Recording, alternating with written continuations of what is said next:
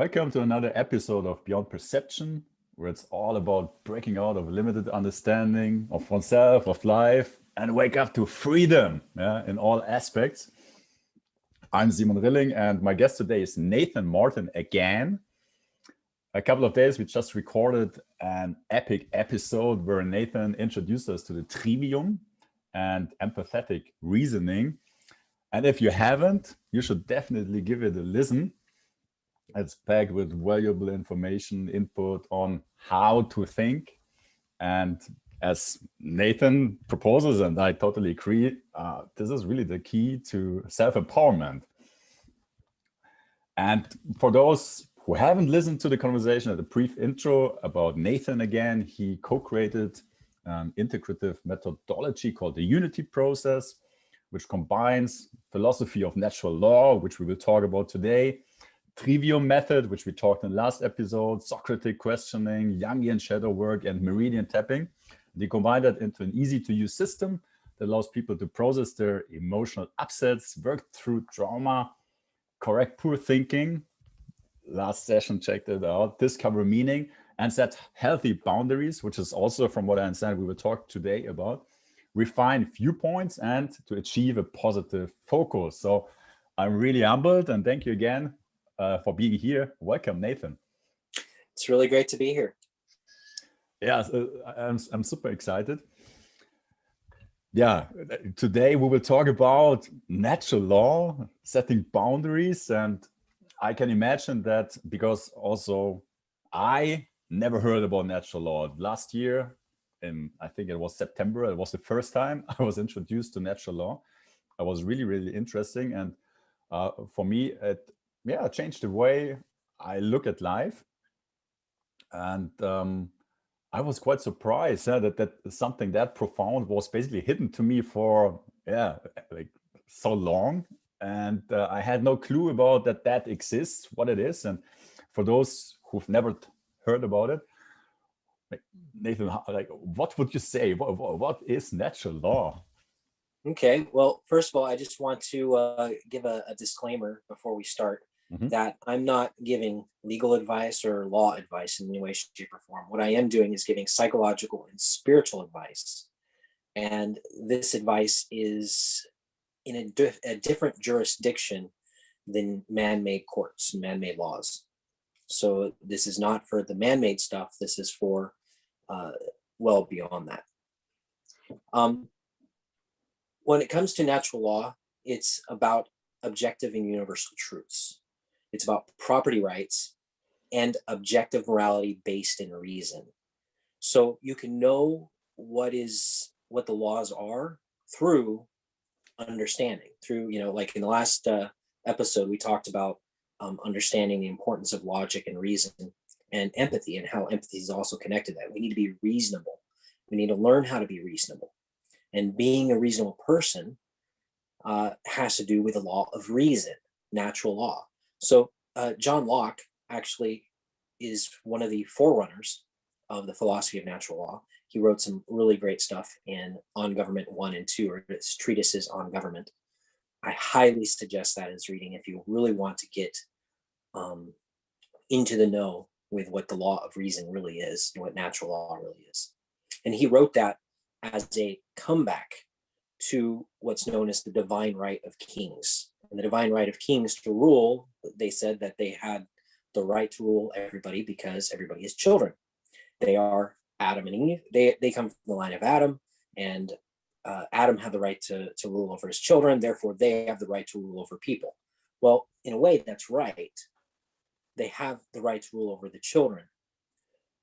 When somebody is a child, intellectually, emotionally, etc., they don't have an internal king. They will have an external king. So he made the case that we need to basically have this, the internal king. We have to align ourselves with the law of reason, become reasonable people. That is through gaining understanding. And in fact, train our children in that. So our children are subject to us under natural law. They are our property because natural law has to do with property rights. Children are our property until they reach the age of reason. The age of reason is when they have internalized logic, and they are now able to, they've set themselves apart from animals because they have become reasonable. But if somebody never becomes, reasonable, they never align themselves with the law of reason, then they can be ruled over because they have no internal king. The king is logic, the logos, Jesus, like we talked about last time. Jesus and reason are synonymous. And if you do not have the internal king, Jesus, in your heart, you will have an external king, and that king will rule over you. So we must align ourselves with the law of reason, with natural law. And the natural law is universal. So another name for it could be called universal law. They are universal principles. You have the 7 hermetic principles, which are a part of natural law. But those are more like laws of physics, mentalism, correspondence, polarity, cause and effect, gender, vibration, and a few others. These are universal principles that we can use. Well, one of those is cause and effect. Cause and effect is the why, causality, understanding. We have to master understanding. That is one of the 7 universal principles, natural laws, also known as the law of attraction. So the biggest piece of property that we can own is ourselves.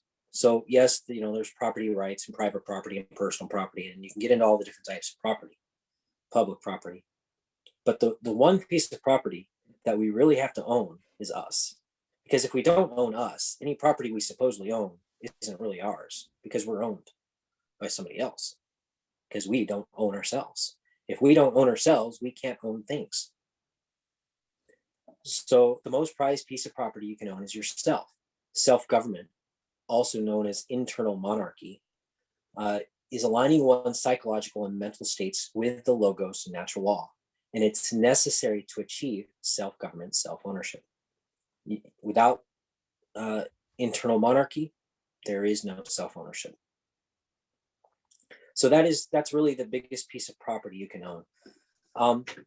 Then we can look at nature. Do geese, when they're migrating south for the winter, do they need a passport? Okay. Well, that's kind of that means that passports aren't necessarily natural. They're probably something else. They're a construct. What kind of a construct? They're an agreement. What if you didn't agree to it? Well, there's a whole big line of reasoning why people are stuck in the system. And it's really because we haven't created another system. But there is people now that are traveling with common law passports and other types of passports lawfully without having a government issued passport. And that's because they've taken ownership of themselves. And for anybody that really wants any kind of legal advice and law advice and those kinds of issues, especially where it pertains to common law, the 2 that I am aware of, and I'm sure there's more. I know there's one here in the Netherlands, but Netherlands is not a common law country.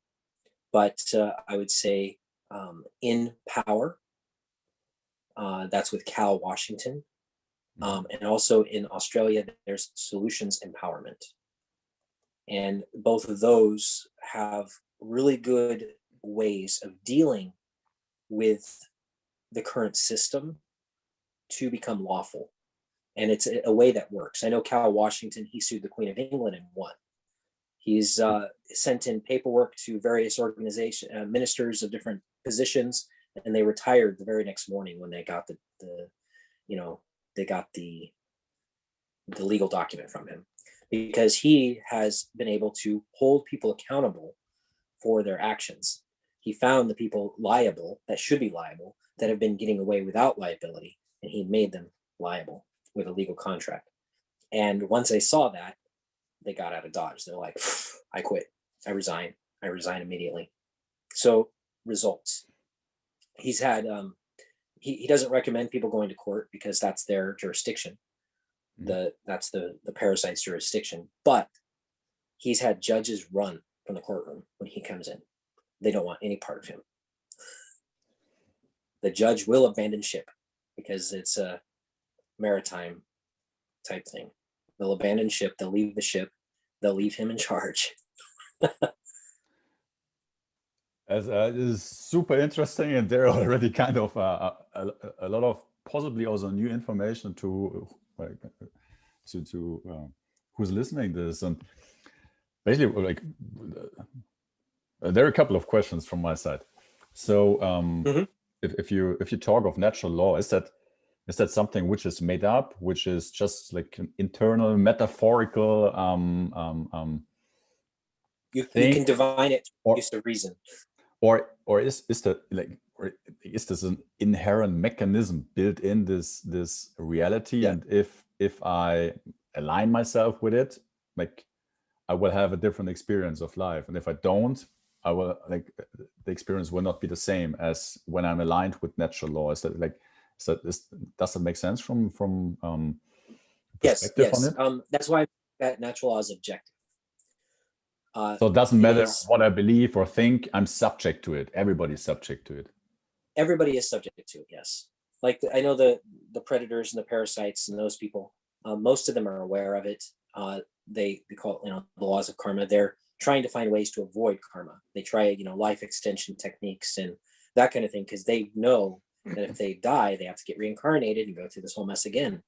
And they don't want to get reincarnated, or they don't want to deal with their karma. They don't want to deal with the consequences of the things that they've done. They don't want to learn their lessons, and they want to bypass it. And so they find ways of getting other people to take liability and responsibility. I mean, so everybody who goes along with their agendas is they're the ones taking liability and responsibility. They're the ones taking the consequences.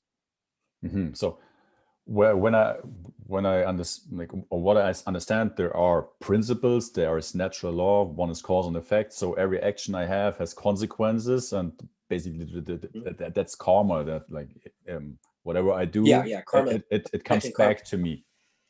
And it comes back to you because it's a part of you. You caused it, therefore it comes from you. Like, I mean, we are responsible for our causes. And if we don't want to be responsible for our causes, we're trying to get around it. And we're trying to make other people responsible for our causes. It's just the law of the universe. I mean, cause and effect happens. And it's not something like you're going to be born as a cow next life. That's kind of like that's like an Eastern kind of translation. This is just, if I kick a can, the can skips down the road. Cause and effect. I caused that can to go down. Now, if I kick the can and it hits somebody's windshield and causes them to swerve and hit a child, like I helped cause that. Yeah. And you mentioned before common law, and like how does natural law fit in? Is there a hierarchy of law, and what law are we subject to in our society? Like, are we all living? But like, as I said, like for me, natural law was the first time last year that I heard about it. So my assumption was, or it was pretty obvious, that I have not been living in aligned with natural law, let's call it that way, because I didn't know about it. And like, how do you if you could describe it, how does natural law fit into a hierarchy, and also what do we have in our society as a law? And, there's jurisdictions. So there's lots of different types of jurisdictions, and they're interconnected, but a lot of people don't realize the connections that they have. So at the very foundation, you have natural law. Natural law is universal. It is inherent. It is, it goes from, it's all planets, all worlds, the universe, it's universal. Then you have, things that are here, like you have the law of the sea, maritime law, also known as commercial law. Commercial law and maritime law are synonymous. In fact, Roman law stems from the law of the sea.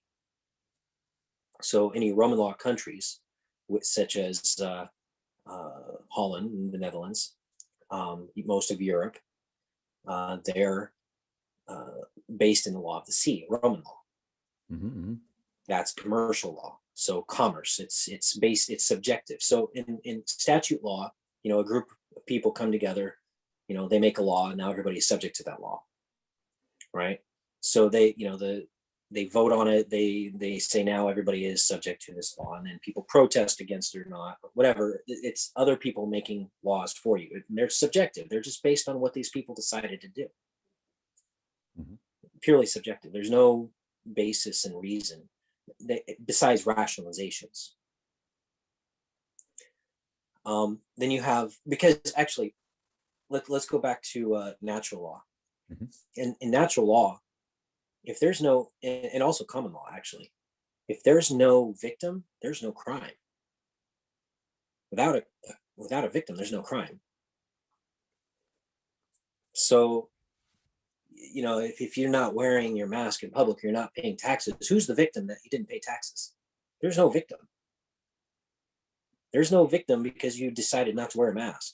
You could say, well, but we're going to prove that you transmitted this disease. What, for a disease that was never even isolated? How are you going to prove that? So there has to be a victim. It's an objective victim. This person was murdered. This person had their property damaged, vandalized. This person had their property stolen. Actually, taxes is stealing. It's, because there's no consent. It's involuntary. Now, voluntary taxes, that's another thing. All taxation should be voluntary.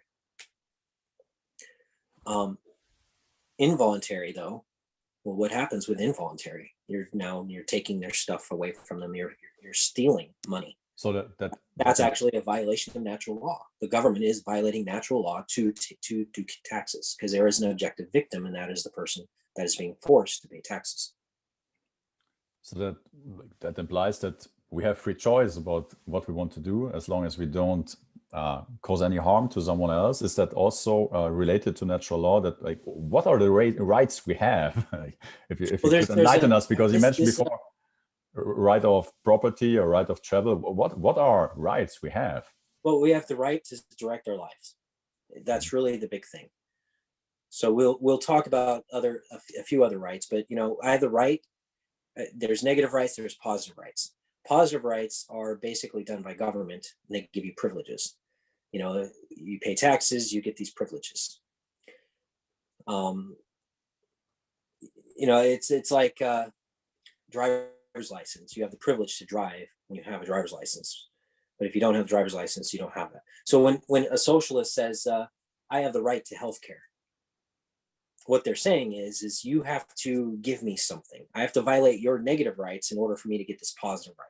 So I have to force you to give me free healthcare and to pay for that healthcare, and the doctor to provide that healthcare so that I can have it. So that's a positive right. Negative right says just stay away from it. I have the right to not be interfered with. It's non-interference. So if you look at like the Prime Directive in Star Trek, non-interference, I have the right to not be interfered with. It's my natural right to not be interfered with. I can travel where I want. You can't tell me where I can't go. I mean, I can't obviously go on private property. I can't go on your property and just, walk into your house. I don't have the right to walk into your house because my rights and where your rights are. But I can travel freely. I have the right to travel freely. I have the right not to have my stuff stolen. I have the right to, if you invite me to Switzerland, I have the right to go there without a passport and to visit you based on you inviting me in. Your invite should be enough for me to come there. We have an agreement. Please come visit. Sure, why not? That agreement supersedes. There's no objective, crime being committed if I go over without a passport. Does that also include freedom of speech? Well, yes. I mean, there's free will. The Bill of Rights details a lot. The freedom to assemble peacefully, the freedom to speak freely, the freedom to defend yourself. That's why guns are illegal in America still. We have the right to defend ourselves. In fact, when we say we have the right to defend ourselves, we should also have access to tanks, to bazookas, to whatever we want. If we're using bazookas on our neighbors, we don't have that right. but we have the right to own it to defend ourselves from government tyranny and from our, any neighbors like China or something that might want to cause us harm. So the right to defend yourself, does an animal have the right to defend himself from, and to run away or to defend himself from another predator? Yes. Therefore we do. You can observe a lot of the natural rights. Do I have the right to speak freely? Yes, because if I can't speak freely, I can't think freely. If I own myself, I have the right to speak. Now, do I have the right to incite violence against you? No. I can't say, hey, let's everybody should go over to Simon's house and burn his house down. I don't have that right because that's your property. And so to put that in perspective, that's a bit different to what we know in terms of law. Is that correct? Yeah. Like what we introduced you, and you also mentioned something. Well, America was originally, the Constitution of the United States and the Bill of Rights specifically was pretty much founded upon the writings of John Locke. So the philosopher John Locke. So reading that, you can see, what our rights are and why our rights are as they are. You can get into that philosophy and you can start learning how to align with it. But really, if anybody, you have to develop your character in order to be responsible enough to handle self-government. Because, okay, all these rights, again, go back to property, my property, myself. I have the right to defend my property, myself, my family, me, where I live from harm. That's, Second Amendment. I have the right to speak freely. I have the right to have the freedom of whatever religion I choose. Why? Because it's my property. I get to decide for my property. I get to assemble. I get to write what I want to write as long as it's not libel. Or, libel is where you write something false about somebody else and ruin their life. Why? Because I'm attacking their property. I can't attack their property, in speech, which is slander, or in writing, which is libel. So again, natural law covers property rights. And you said before that until we grow up, until we leave childhood, we don't own ourselves. So right. we must grow up. We must become adult. Yes. And if we own ourselves, that's also something then which is accepted by, let's call it the current system, and they will grant you your current rights. Grudgingly. But they have to. They know about that. They are familiar with that universal mechanism. And there's a papal bull that was written, I forget, 1600s, maybe earlier, maybe a little later. But in the papal bull, it talks about how they have dominion, the Catholic Church and Roman law, because Roman law comes from canon law, and that comes from the law of the sea. They have ownership over all human creatures. But they have a differentiation where they talk about the spiritual man, the spiritual human, the spiritual being, the spiritual man. They do not have any dominion over because they have perfected themselves. They have aligned themselves with the law of Christ or whatever, natural law. When Jesus said, the law is written on your heart, he was talking about natural law, logocentrism, the law of reason. So one of the things which is not clear to me, if free choice, if you don't do any harm, you free choice over what you do, is something which is inherent and also known by those who made the current laws. How do they get our permission to not know about those laws? If you know what I mean. Well, they count on our ignorance, and I'm going to go into this later in my notes. Oh, okay, yeah. But they do count on our ignorance, and they get what's called tacit consent. So they understand the laws of consent extremely well, and they work things in such a way that they either get our tacit consent or explicit consent. So like the people who are like really pro lockdown, they're giving explicit consent. They're just jumping on board with every new rule, and yes, flatten the curve and save lives and stay home, save life, whatever it is. The Corona Karens, as an example. The people who enforce the tax system, all that, they're explicitly consenting. But then you have tacit consent, and tacit consent is where you just don't say no. You just don't do anything about it. You don't like it, but you do it anyways. Well, that's consent. And therefore you're also in agreement. Mm-hmm. So that's how they get around it. And they get around it through ignorance, basically. People are ignorant to these laws, and more so now, because the founding fathers in America, they weren't ignorant to it. They understood it very, very well. They created a very interesting governmental system that had all these checks and balances and protections of natural law. So they were very intimately aware. Common law is basically like the criminal law system, and it's based on tradition, whereas natural law is based on reason. So, but common law has its origins in natural law. Common law is called the law of the land. So it kind of was instituted through the Magna Carta. It traces back to there. So the Magna Carta is a very significant piece of history, and it kind of translated natural law into everyday life. Mm-hmm. Through what's called precedents. You set a precedent. So, does it make sense to speak in terms of hierarchy? There at the top is natural law, which is inherent, and then the first level below, man-made law. Then you would have common law is like a bridge between the subjective and the objective. And you're talking about actual crimes that people don't get prosecuted from natural law; they get prosecuted through common law. Mm-hmm. If they commit an objective crime and there's a victim in criminal law, you're using common law, at least in America. And the Constitution is also a bridge, between the civil government and natural law and common law a little bit.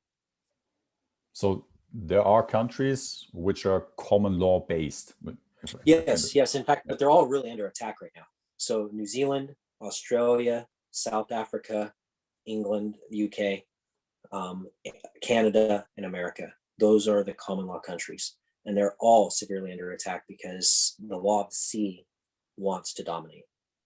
In Revelation, they call it the beast from the sea. No, basically all other countries there are subject to the law of the sea, which is below. Except for I think Sharia law countries, and also, but that's like a religious law. And also Israel is a Talmudic law. I know that you have a lot you want to share today with us. So please, if you want to go on to something else, please go. One of the things though, which interests me a lot. So if I'm living in a country where they have the law of the sea, is like, how can I become an adult? how can I leave the childhood? First of all, you have to do that within yourself. Just because you fill out the paperwork doesn't mean that you are qualified to govern yourself. So I know that in the Netherlands, there is groups of people with different formulas, so to speak. And these different formulas for becoming sovereign or whatever, like some are getting back their birth certificate or their birth trust or something like that. Others are doing the the sovereign person thing, and from what I understand, each has their drawbacks and each has their strong points. But they also have passports and stuff like that they can issue, and they're able to travel through that. I don't know how you would do it, but I know like in the Netherlands, which is a Roman law country, there is a lot still. There is enough for people to get their stuff back. They can either but connecting into natural law doesn't work. Like, natural law is not recognized by these man-made courts. It's best to navigate using their system and using their system against them, because they count on our ignorance of their system. So you can spiritually connect into natural law. It can sustain you and align with you. And then, because you are aligned with cause and effect, and you are cause in the world, now everybody around you is not going to be able to mess with you. So you're able to stand in your power. And I'll give some examples of that later on. What's called instant karma and stuff. But you still have to find a way to ground. You have to find your in to get back into the system, because you still have to ground through a system of law. But the system of law, actually, that is really pretty much taken over the whole world and runs the whole world. Even though the common law countries are under attack, and they feign or they claim they're common law countries, they've already been infiltrated, and they're being run by what's called lex mercatoria. And lex mercatoria is a type of commercial law of the sea that goes back thousands of years, back to the Phoenicians, I believe, maybe even before them. And it's based in commerce. So the courts are all pretty much running as lex mercatoria without telling people that it's lex mercatoria. But if you learn the laws of lex mercatoria, or the rules of how lex mercatoria works, you can use that system to your advantage. That's what Cal Washington has done of In Power. And that's also what the Solutions Empowerment people in Australia have done. They've harnessed how to use lex mercatoria in a way that helps somebody to live a sovereign life. Okay, so basically by knowing how it works, or how they ask for your unconscious acceptance or permission, like when you know how they do it, you basically can withdraw the consent. And I'm going to explain how to do that. Okay. So when we can align ourselves with natural law, we can kind of go beyond all of this. So commercial law is about subjective agreements. You and me, we're going to do a transaction. One of the commerce, between interstate commerce, at least according to American Law Dictionary, is called intercourse. Intercourse is sex, as we know. Intercourse is a form of commerce. So it's good to understand that relationships are the microcosm, while financial transactions are the macrocosm. So if you can learn how to implement these rules and these laws and these agreements in your microcosmic relationships, you can then expand them into the macrocosmic business world and legal world.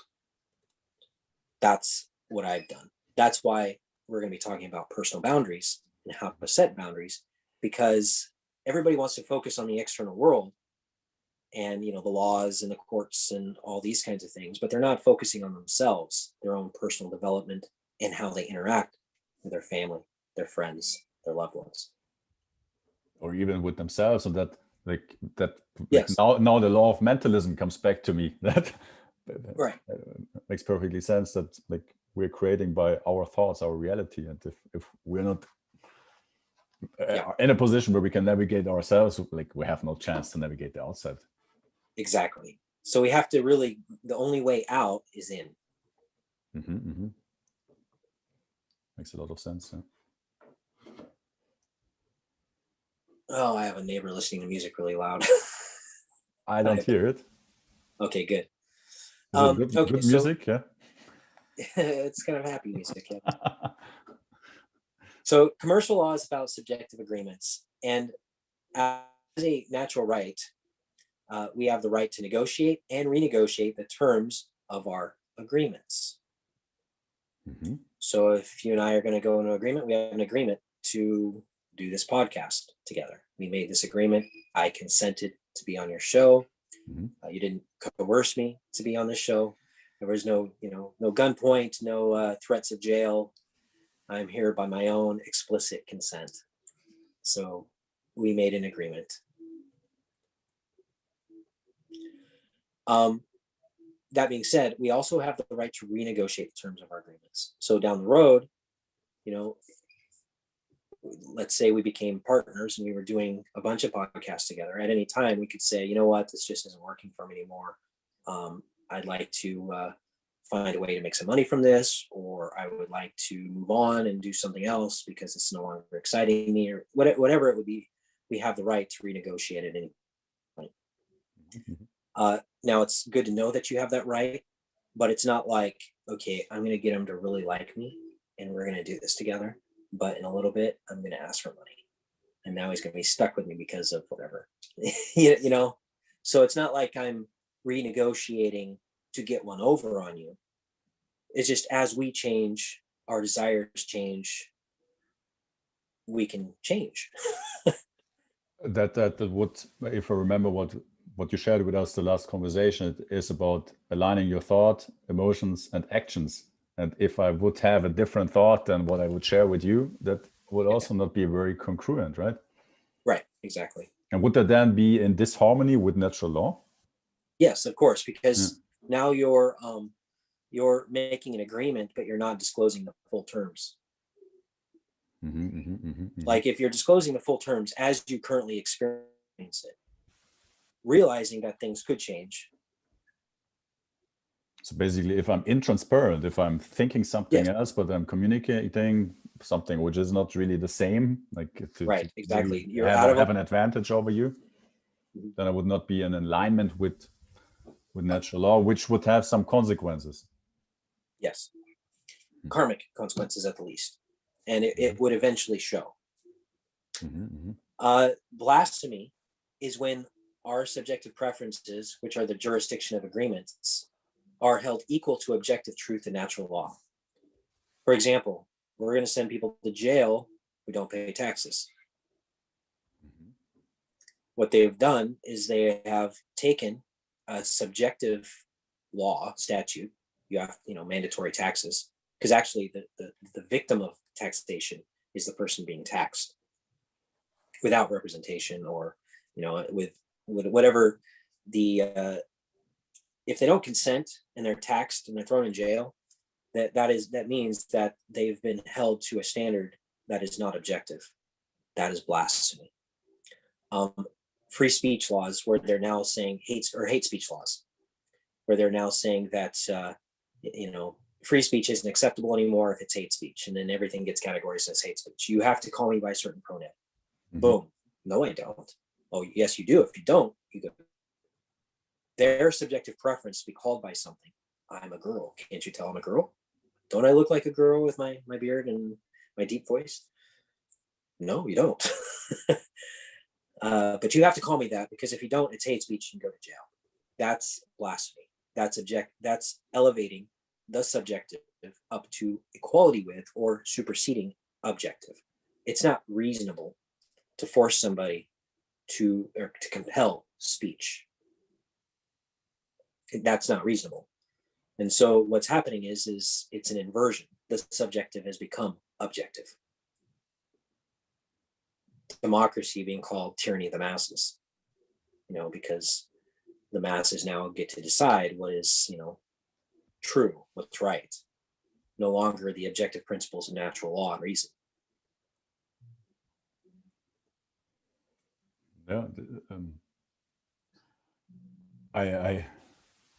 Yeah, I think we talked in the last conversation about it, that if you don't have context, if you don't know, like as you're sharing here with us, it's so difficult to spot the inversion. Right. Yeah, it is difficult, because you're not, you don't understand how the system works, so you can't play the game.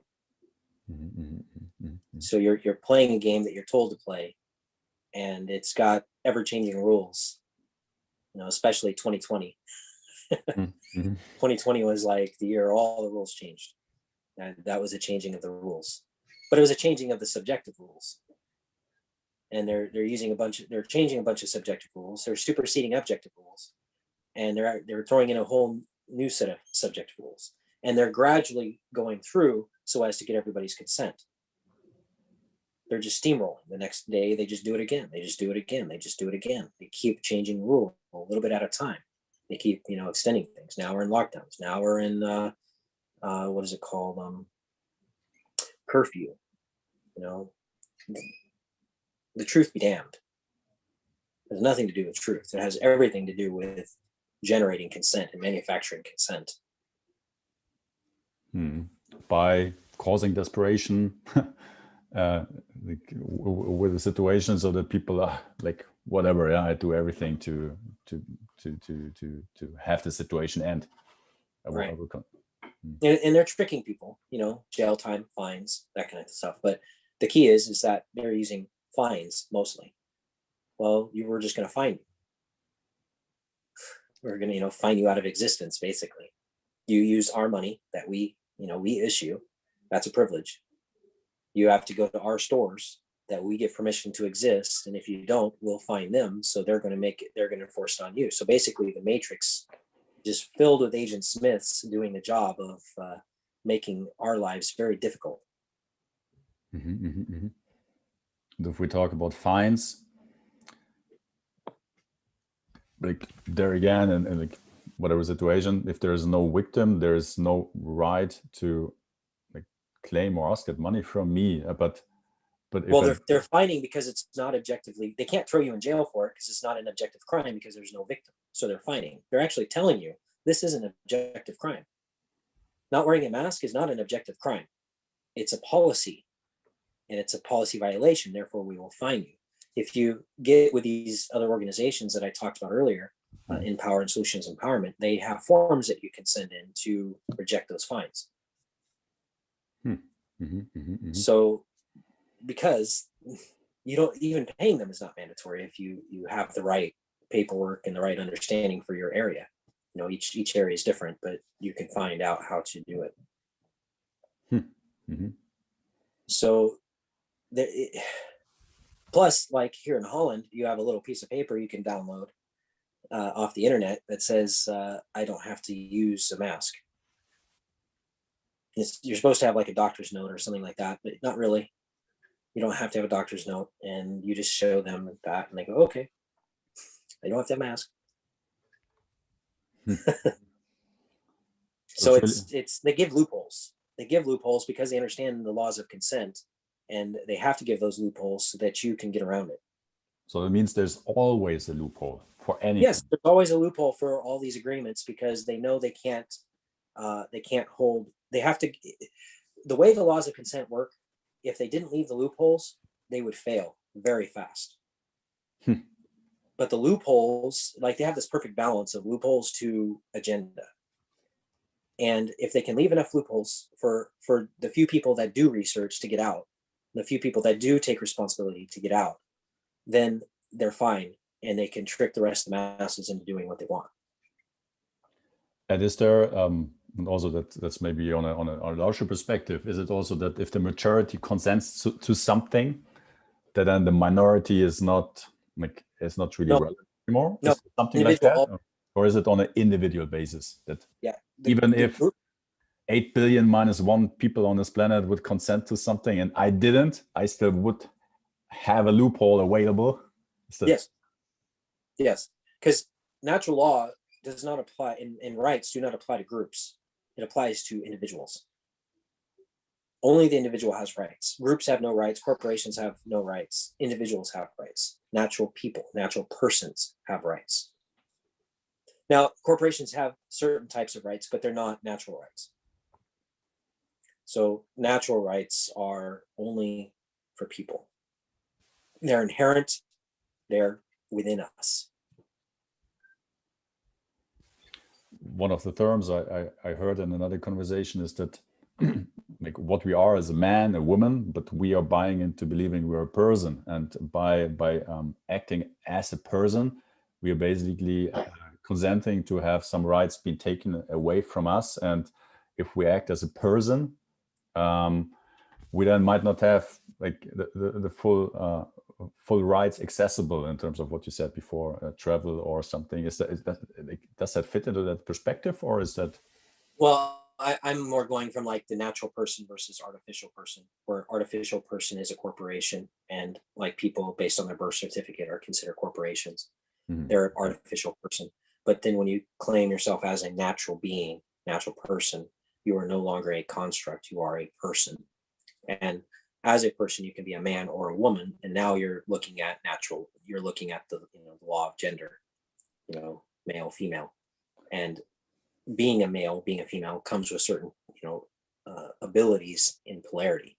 So you're still aligning. I'm aligning myself as a male, or I'm aligning myself as a female. And like to maybe repeat myself, so that's possible at any time, no matter the age. It depends on me taking internal responsibility and claiming my rights, my property. And when I do that, there are loopholes. There's a way to loopholes are presented to you if you look hard enough. Okay. If you are creating them, you will find them. They're there. You just need to find them. And in many ways, sometimes you have to create them. But you create them through the creative process, not by going to the government and, making a loophole. But it's about, like, I'm always 10 steps ahead. I'm just always 10 steps ahead of government and all that kind of stuff in my own personal situation. And without getting into any details, I'm just 10 steps ahead because, for example, I didn't have a mask on, but I had a visor, because I have a boundary that says I'm more than happy to wear a face shield to comply with mask laws because, one, my face can be seen, because masks are about making it so you can't be seen. They want the cloth mask. They specify cloth mask because they want to cause problems with your breathing, and they want to signify the loss of free speech. Well, a visor counters both of those. I don't like doing it. I don't feel free doing it, but I'm okay using that. So I say yes, but I do a conditional acceptance. I say yes, but, and I'll talk about that later. I'll wear a face shield instead of a mask. So yes to the mask law through face shield. So I'm on a train, and trains you get fined for not having a cloth mask. It doesn't matter if you have a face shield or not. It doesn't matter if you have asthma or not, or the card or whatever. Don't ride the train, period, if you have a mask. So they get on the train. There's a police officer on the train, or whatever they call the train police. And he comes up to me and he's going to write me a ticket. It's like, you have to have a mask. I'm going to get a ticket. And I was like, I have a shield. I'm more than happy to wear a shield. I struggle with asthma. I'm definitely not putting on a cloth mask. Sorry, man. Do what you got to do. But because I had set the boundary, karma was on my side, not his. Because I had said yes, but. And all of a sudden, it was like this light bulb went on in his head. Like there was somebody above him that was just dropping an idea in his head. And he went, you know what? It's all good. It's obvious you're probably just a tourist or whatever, and I'm just going to go talk to, talk to the other people. Tell everybody you're fine. And off he walked. No confrontation, no, showing, approving legal forms or that kind of thing, because I was in alignment with karmic law, with natural law. I had set a boundary, so everything was on my side.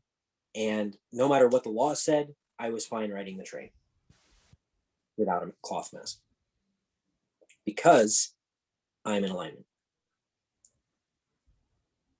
As long as you're in alignment, you're 10 steps ahead of everything. It's not that they're even looking for you because you're not causing problems. I'm not fighting them. I'm not trying to pick fights with them. I'm not going after them. I'm not being rude. I'm not begging them to, I'm not begging to get into a fight and prove how right I am and, defeat the bully and be the superhero. I don't need any of that. Just leave me alone. So you're kind of accepting others' free choice, but then also you want others to accept your free choice. Right. You want to wear a mask? Wear a mask. You want to give people tickets and play that game? Go for it. I'm not a part of that game. I was very respectful to the guy. That was nice. It's kind. And from a technical perspective, is that like some kind of agreement, which was yeah, my agreement. I'm not consenting to their. I consent to the deal, not to the mask. So basically, they like prepared an offer, or I don't know what was. Yeah, I rejected their offer. I made a counter offer in the karmic realm. It's not like I signed a piece of paper, sent it into them, and said this. I did it in the spiritual, the mental plane, the plane of causality, what some people might call the karmic plane. So if you read the book The Kabbalion, you'll see that there's different planes of existence, and in those planes of existence, there's planes of causality. And the master is able to basically do all their work in the planes of causality and then just experience the effects down here. And as we go through an effect down here, then we can course correct, tweak our boundaries a little bit and see how it works again. The plane of effects where we're living in this material realm just gives us feedback. So then what technically is happening on this mental plane is there are permanently, I don't know the exact term, but offers being made, and depending on if you accept them or not, that reflects on what you're experiencing then. Yep. So it would be very good to become aware of what kind of offers are being introduced to you. If and if I remember what you said, that if you ignore an offer, it means it's accepted. Yeah. And so I'll learn a little bit. Okay. Please. So I was saying blasphemy is when our subjective preferences, which are the jurisdiction of agreements, are held equal to objective truth and natural law. Policy and statute laws are laws that are made without our consent. They're made by a group of individuals and oligarchs or whatever, or even voting, and then treated as objectively moral laws, such as are found with involuntary taxes, mandatory mask and vaccination statutes. They're blasphemous. There must be a victim for there to be an objective crime. Therefore, it is merely a subjective offense without any merit, and this requires either tacit or explicit consent. Tacit consent means that you are silent, and because you are silent, that you consented. Or you even don't know that you've been made an offer. Right. Yeah. Dumb. Dumb to it. Explicit consent is where you've explicitly consented and say, yes, I'm totally for that. I understand what you're asking me to do. I agree. So agreements require either tacit or explicit consent. It doesn't require consent for objective morality. When you look at natural law, it's not about consent. I can travel freely without anybody's consent. Now, if I'm going to travel freely and go into your house, I need consent. Going into your house is an agreement. If I don't have an agreement, I don't have your consent, and I go into your house, that is a crime, an objective crime. So basically, to enter in someone's property, you need an agreement. But as long as you don't enter someone's property, you don't free. Need consent. You're free. Right. Yeah. So that's the difference between the objective morality and agreements. Offenders. So the ones making the offers, they're offending. They're making offers, at least in the government and stuff. The offenders. They understand that policies are not objective laws and are therefore governed by the laws of consent, and they leave loopholes for those who do not consent to discover, as this allows for their agendas to move forward with the blessing of the karmic laws of the universe. So, like I said, they understand the sweet spot of how many loopholes they have to leave for people to get out so that they can continue with their agenda. And here, one question. So if you say that they are aware of natural law, who is they? Is that everybody who studied law, or is part of the police, or is that secret societies, dark occultists, people who are actually controlling the world? Not their mid-level management. Their mid-level management are clueless. They're just But a judge at court, he knows about that. Judges typically do, yes. Okay, so it's part of their education to be introduced to. They understand the game, yes. That's why, when Cal Washington walked into the courtroom, people were running. The judge was running because he didn't want any part of Cal.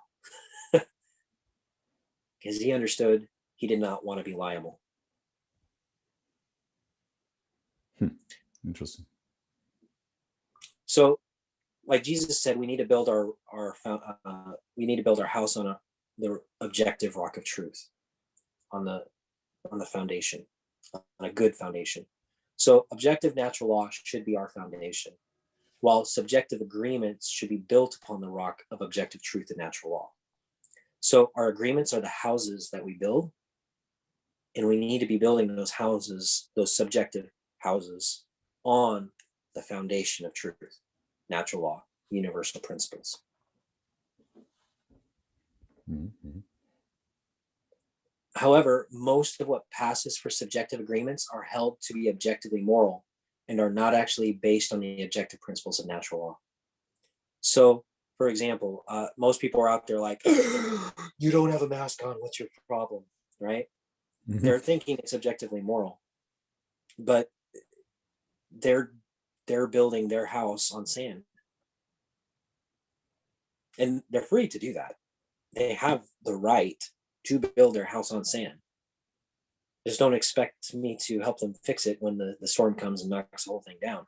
So basically you're saying most of the people, they have a distorted sense of morality, like basically like what is good for them or bad for them, but not like right. They're objective measure. Their why is given to them from others. They don't have their own. They don't have their own will to reason. Remember last week we talked about how reason is what gives us our individuality. Reason is what gives us our autonomy. Boundaries are a part of that, actually.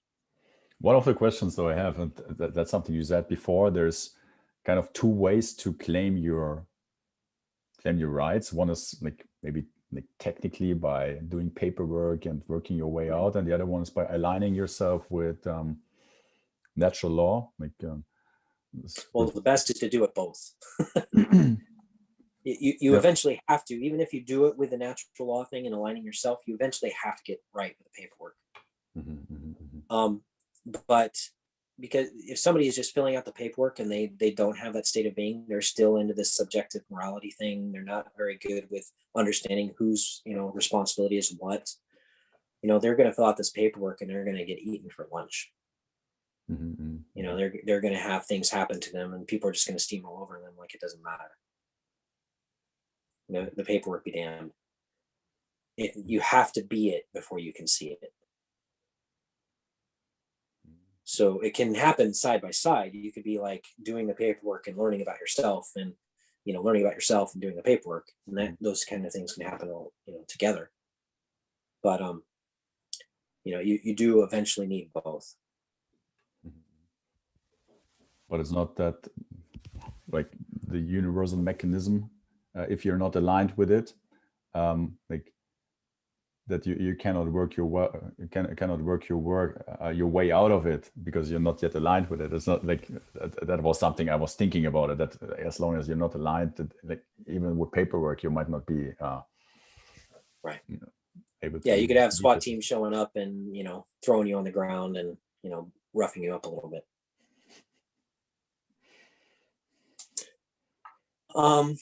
So merchant law, lex mercatoria, is agreements. It's very similar to agreements. It's commercial law, how we go into commerce and we do transactions between each other. I'm going to give the anatomy of an agreement.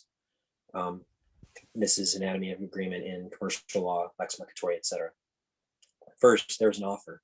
So an offer would be face masks. You have to wear face masks. Or another offer could be you have to get a vaccine. Another offer could be we're going to install the smart meter in your house. These are offers. The second stage is full disclosure of terms and responsibilities. So another word for the terms is responsibility. Who is responsible for what? Now, full disclosure, we're going to say, well, this is what the health risks are. Well, in the case of vaccines and masks and smart meters, there's no full disclosure on their part. They're not actually telling you and disclosing any of the dangers. Also, it's very one-sided with the responsibilities. You take it in your house, you take the vaccine, you take the liability. Boom, I get a shot, I die. My property dies if I get this shot. There could be a really adverse side effect if I take this shot. I could die. It could, metaphysically lower my vibration. There's all different kinds of things that can happen on my side. Well, what's going to happen to them? What's going to happen to them if I die? Nothing. That's the responsibility is out of whack. They have no liability. I have all liability. So in those kinds of cases, the disclosure of terms is a little off. I'll give you an example in a personal relationship.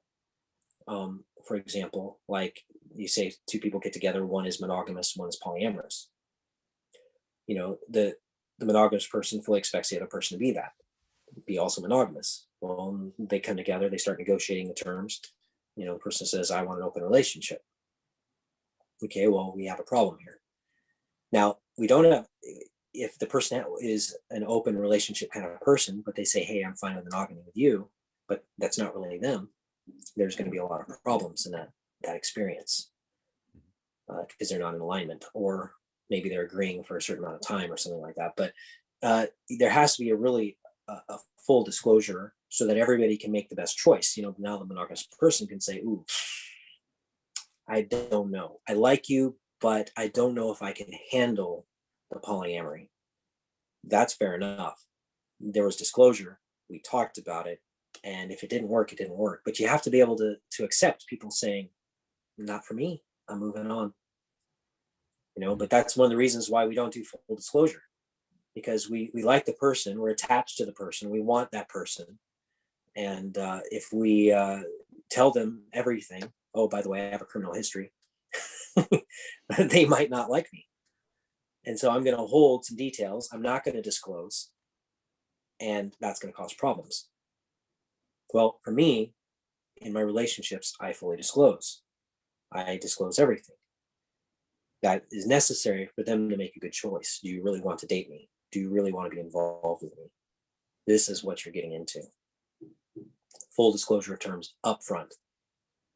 And another one, like even sleeping together. I won't let somebody sleep with me. I'll say no to sex until they agree to certain things.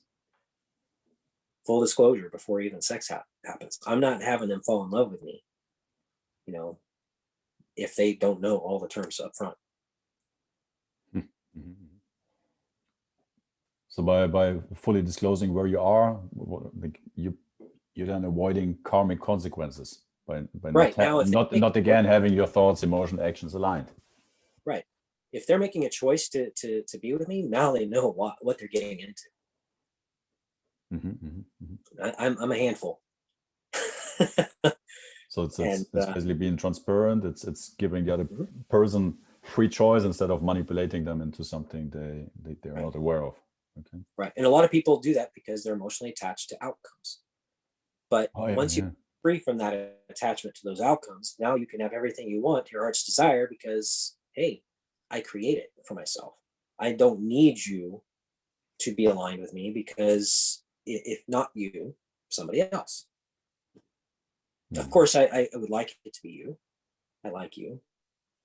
But if not, I honor your free will. I honor your choice. I honor, that I gave you full disclosure and you made a choice. Sometimes, they don't want full disclosure, but that is also a choice.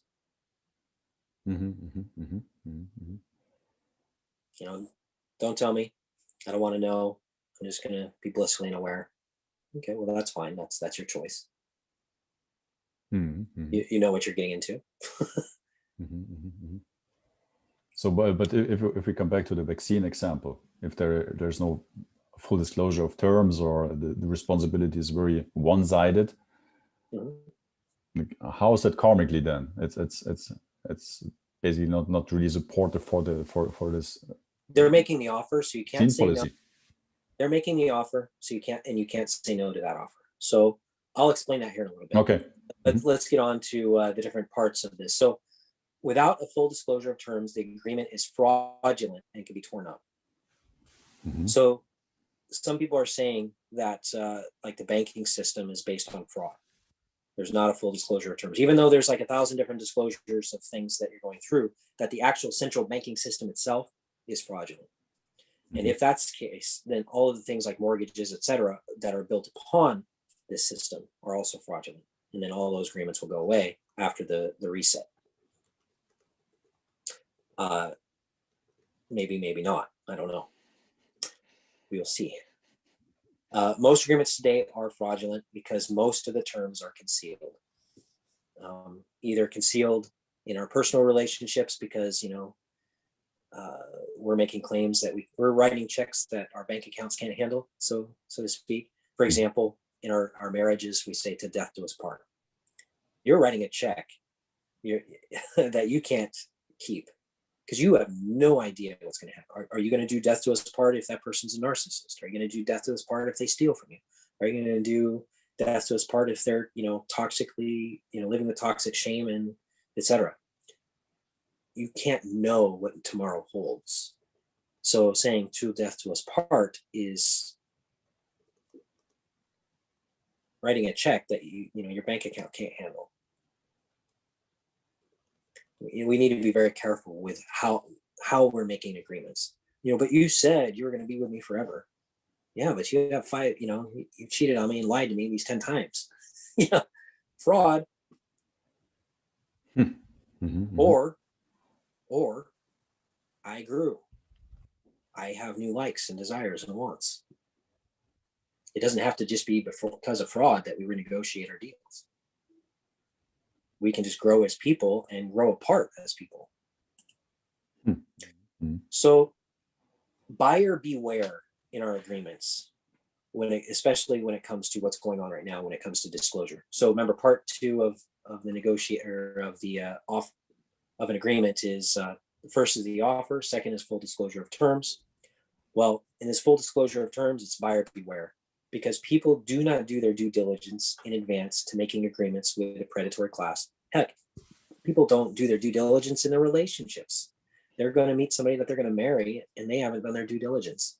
They're with the narcissist or something, or they're with somebody that's they don't really understand the implications of what marriage and the responsibilities of marriage. They haven't done their due diligence. So most people do not do their due diligence in advance to making agreements with a predatory class. They behave as if it is binding, and therefore it is binding upon them. It is a self-fulfilling prophecy due to their own ignorance. The elite count on this ignorance and lack of due diligence to further their agendas. But it's a law. You have to wear a mask. Well, it's fraud. All the science they're bringing, to prove this is fraud.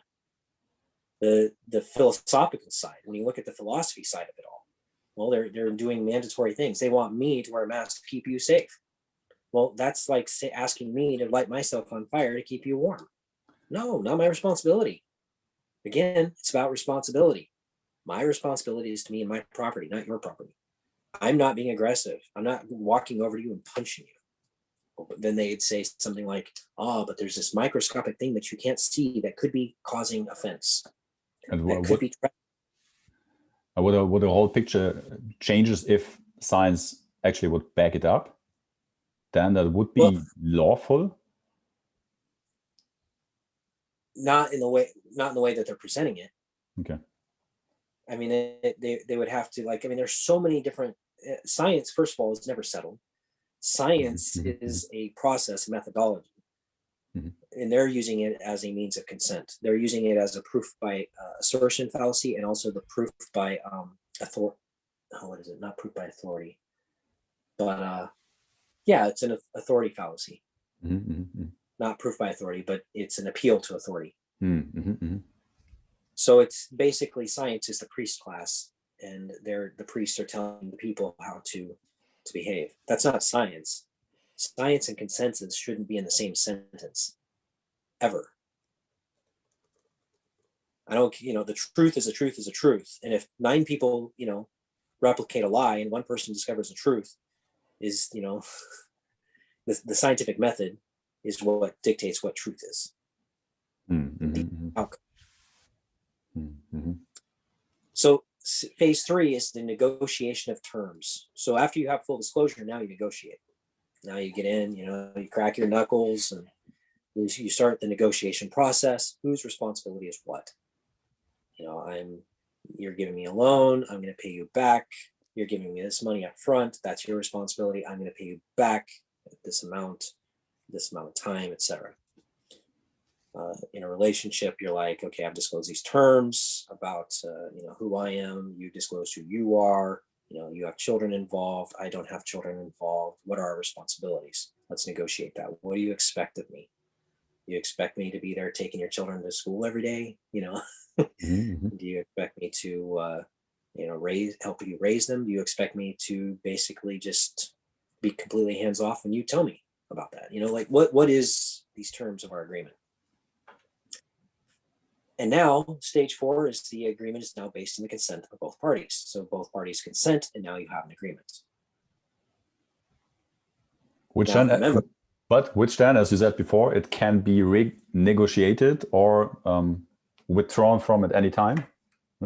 Well, understand. the thing is, like, let's say in a relationship, you're going along and you start realizing things, and you set boundaries along the way, and eventually these boundaries, which are negotiations, micro negotiations, change things.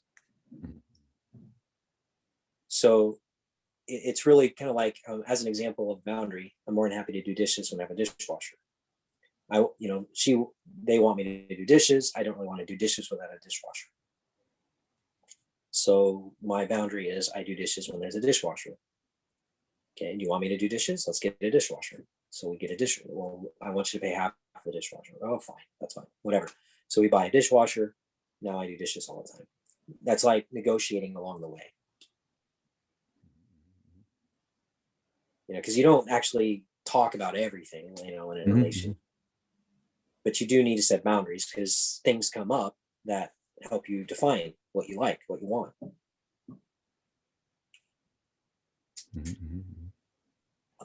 In merchant law, there's no such thing as no. There's tacit consent, also known as suffering, which is a result of saying nothing. So if you say nothing you're just suffering through it, that is tacit consent. I'm wearing a mask. I'm suffering through wearing a mask every day. That is my consent. Me wearing a mask is my consent.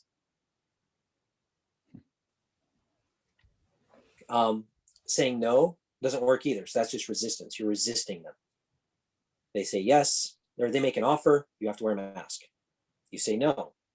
They go, yeah, but karma's on my side. I made the offer. You don't get to say no. You have to either wear a mask or you have to counteroffer.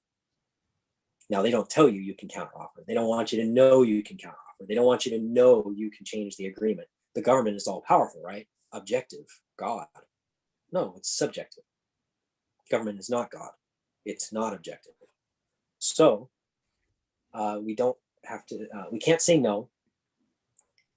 And we can't just comply because that's consent. So what we do is we go into the explicit consent category. And then we say either yes, I'm going to wear a mask. Or yes, but I'm more than happy to wear a mask when it's a face shield because my face can be seen and I can breathe. Or I'm more than happy to take this shot when the doctor takes full liability and responsibility should there be an adverse effect. Payable this amount on this date after my, you know, any kind of a problem. Now, doc, are you going to take responsibility, sign on the dotted line here that you're taking full liability and responsibility if there's any adverse effects on me? So you're saying yes, but now karma is on your side. So they are now in resistance. They're like, no. Well, you don't have to take it, but now I'm absolved. The karma is no longer, the karmic load, I would call this the karmic load, is no longer on their side, it's on my side. They're now on the defensive because I made a counteroffer.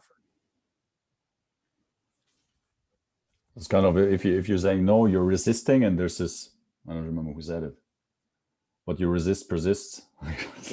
Along those lines. Right. And if you look at even like the laws of thermodynamics, and you look at current physics, and then you look at like torsion physics being like where you get free energy from and stuff. And in free energy, there's no resistance. In regular electricity and wires and stuff, there's resistance. So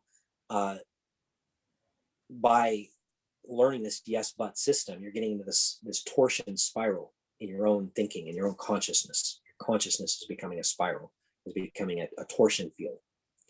And now that you are flowing in that way, you are without resistance. So life starts going really fast. You start growing really fast. You start moving really fast because there's no resistance in your life. You're not overheating all the time. You're not having all these breakdowns in your body. Yeah, one of the questions I have, and we might talk about later about this, I guess there's so many, at least implicit offers being made to myself or anyone, and Right. without even being aware that it is an offer. Like if you get like a letter or something, maybe from the house lord or so, that's like pretty obvious. Yeah, that oh yeah, okay, now I'm getting an offer with now listening to this conversation. This is an offer, but like all the other implicit kind of offers or contracts I'm entering into because I'm not even aware that someone wants something from me or so. Yeah, right. That's a big question I have right now. Right. That's there is a lot that's coming in, but we can work through those in our microcosmic relationships. For example, I dated a lady that did not respect my autonomy and individuality. Through navigating this relationship, I started to realize that. So I set some boundaries, like I'm more than happy to date and interact with people that respect my autonomy, my individuality. Well, what did I do when I set that boundary is that I set something in the macrocosmic as well, because the police and those kind in governments don't respect people's individuality and autonomy. Well, because I had this microcosmic experience with a woman that was not respecting my individuality and autonomy apart from the collective groupthink, I was able to set a boundary on that. And once I set the boundary on that behavior, she literally just broke up with me 30 minutes later. I didn't even tell her the boundary. I just spoke the boundary energetically, and I'll talk about that later. Okay. When you set these boundaries energetically, like reality shifts around you. You don't. I call this boundary magic, but it's using these laws. It's using this understanding of agreements and natural law. Okay. Suffering, or another word for suffering is tolerance. Like I said, is the law terminology for tacit implied consent. So when somebody has the ability to speak up and they don't, they just suffer through. Like, well, as a victim, you had a chance to unvictimize yourself. You stayed in the situation. You're not a victim. So, like in these situations, you're not a victim because you kept staying with them. You agreed to this behavior. Yeah, my gut feeling says there's a lot of suffering going on this planet. A lot of suffering. Pain is not optional. Suffering is. Pain helps us to locate suffering. Then we can end our suffering by feeling a little bit of pain. But people are so afraid of pain, they go into suffering. Well, I can't just go into that store without a mask. I can't just, so I'm going to suffer through it. The pain of the confrontation is too scary. The pain of taking responsibility for my body is too scary. I can't say no. I can't say yes, but. So yeah, suffering. So whatever I made a little quote. Whatever we suffer through, we consent to. Whatever we suffer through, we consent to. Here comes like something I have been thinking about. No, like depending on what you believe is possible or not, there are possibly some children on this planet which are in a very, very dark place, like being abused, like exploited, sex trafficking. Right. Like, are they technically also creating that? I'm not going to answer that question in that way because that is a discussion, and it's something that would need to be It doesn't have a simple answer. But I will say that there are legit victims in the world at certain levels. And I've met them. We're talking about people that were, traumatized from, ritual satanic abuse.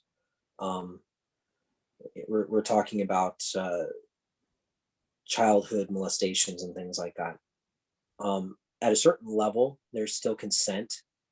Say somebody was a predator in a past lifetime and they come back to experience what it's like to be on the other side of that.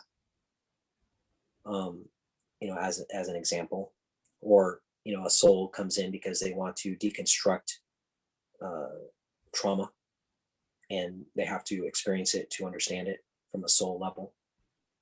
But we're getting into some really, multi-dimensional thinking when we get there. We're not just looking at it from a very, we're not looking at it from a criminal, and there's consent, but it's at a very different level. I have done sessions with people, trauma sessions. I specialize in trauma sessions for a long time. And I would do trauma sessions with people, and then I would give them the option of considering that it was a possibility that on some level they consented to it. And it actually helped clear the trauma, the emotional charge from it. Like people that were shaking, like their whole bodies would react when they would relive the trauma. They would go into seizures about it. And at this suggestion and the possibility, as we're working through this, that maybe on some level it was fair because they wanted to learn about it and deconstruct it, or maybe there were some, experiences that they had in other lifetimes and stuff, and that there was a choice made somewhere on some level that they had control over. And to know that they had some form of control in that situation relieves the trauma. So at least from a practical standpoint, there is some utility in it. Everybody's different. I'm not going to say for sure what their reason is and why they experienced it, but there's always a reason. And even not knowing about your rights is like, if that's technically a consent, then like,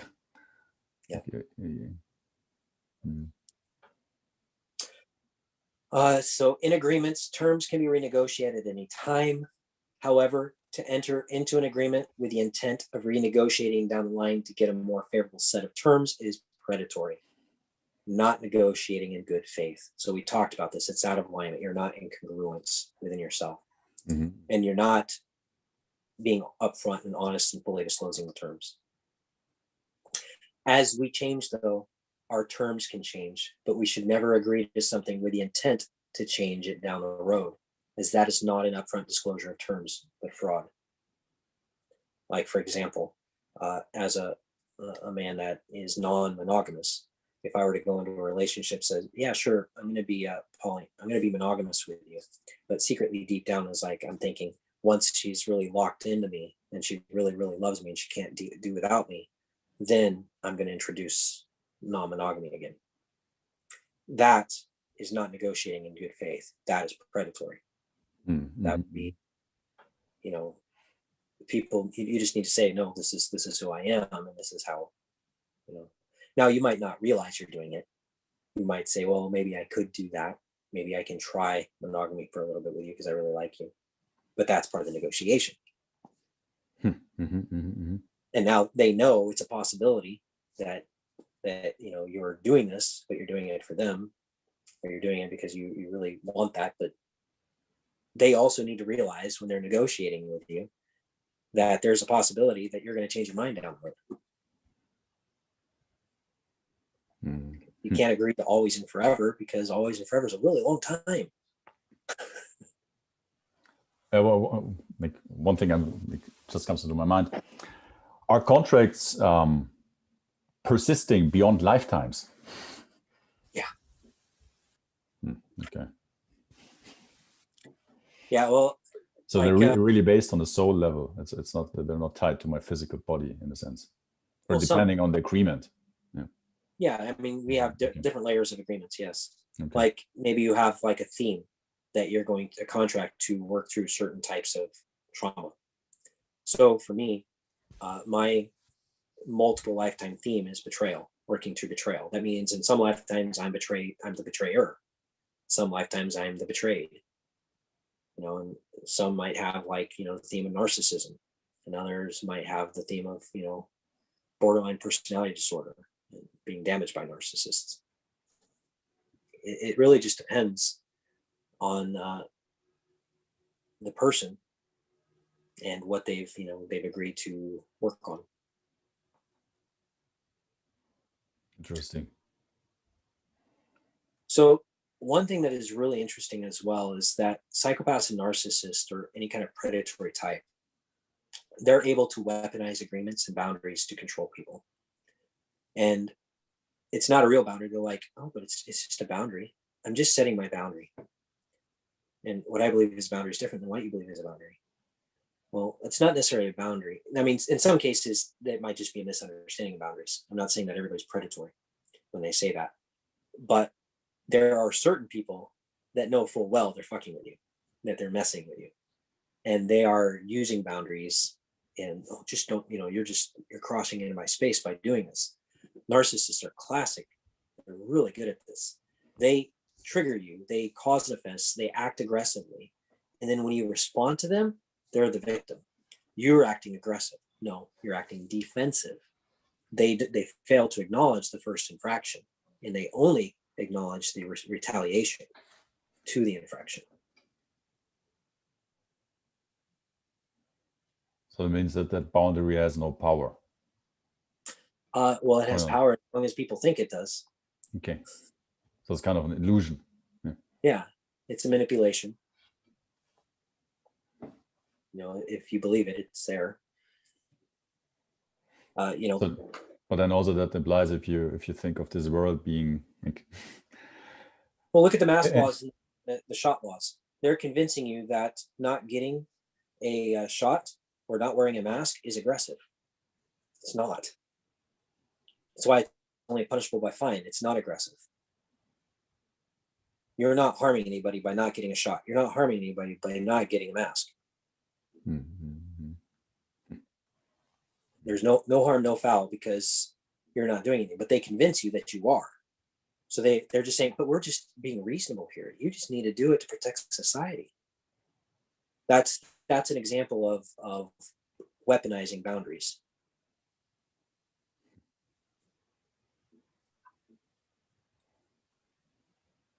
Yeah. So that, like, if I cross that boundary, then this illusion, there is no karmic consequence, basically. Right. Exactly.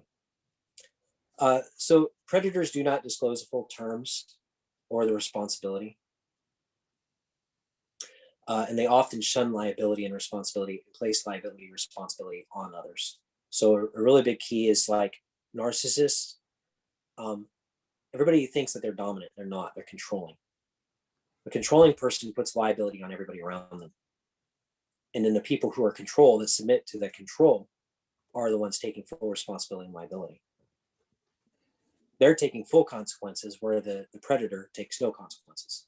But a true alpha takes liability and responsibility for themselves and gives, whereas the narcissist or the controlling person takes.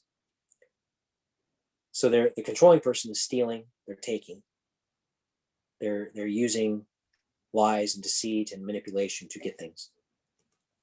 Whereas the alpha is dominating, but they're not controlling. They're natural, it's dominant. They're taking responsibility. So the wolf, the alpha wolf, takes full responsibility for the pack. His butt is on the line when he's protecting the pack from aggression. He is the one that is responsible for making sure the pack survives. He has all the liability, or most of the liability. They submit to him because of that. So that's the true leadership. The true leader, the true dominant alpha, is taking responsibility and liability. And that's how you can tell. Vaccine makers, they removed all responsibility, all liability from all vaccine manufacturers. Boom. Well, what does that tell you? That tells you they're controlling. They're in a really good position to control. They're taking no responsibility, no liability, and they're making bank. They get all the rewards, they get none of the liability. Hey, what a great deal. Who takes all the responsibility? Us. Who takes all the liability? Us. But karma is not circling back to them because we're consenting to it. Exactly. So we can, that's when you say yes, but. So we'll get into the anatomy of a boundary now. So the next section is anatomy of a boundary. So a boundary is, they help us to discern responsibility. Look at the garden in the backyard, the back garden. You have a house, you have a property, you have a fence around your house.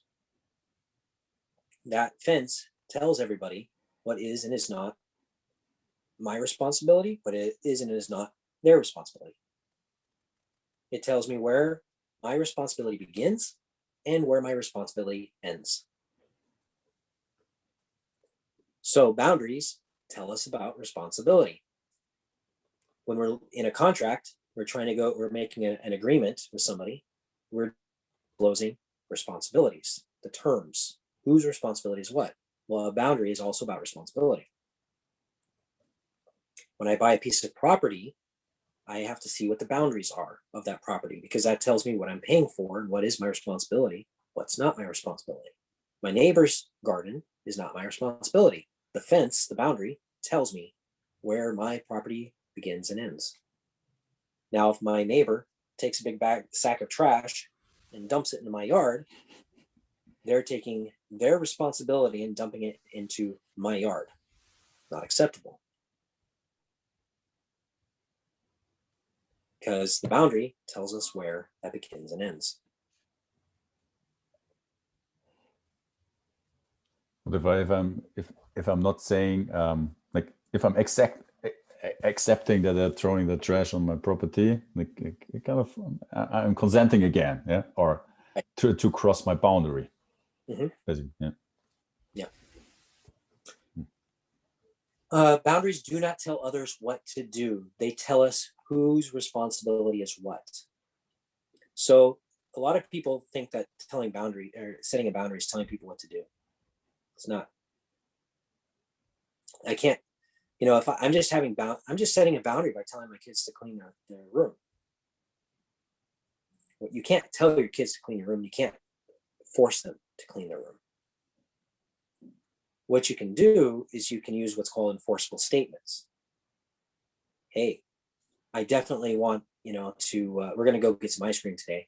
And you're more than happy to come along with us to get ice cream when your room's clean, as an example. Because I can enforce that. The children that have done their clean their rooms get to go get ice cream afterwards. So yes, you're more than happy to get ice cream after your room's clean. And if you don't want your room clean, that's fine. You just don't get ice cream. That's fine too. You don't have to have ice cream. One thought that, so like, as a parent, and like if this is a way to educate children, are they not learning then only if I get something I'm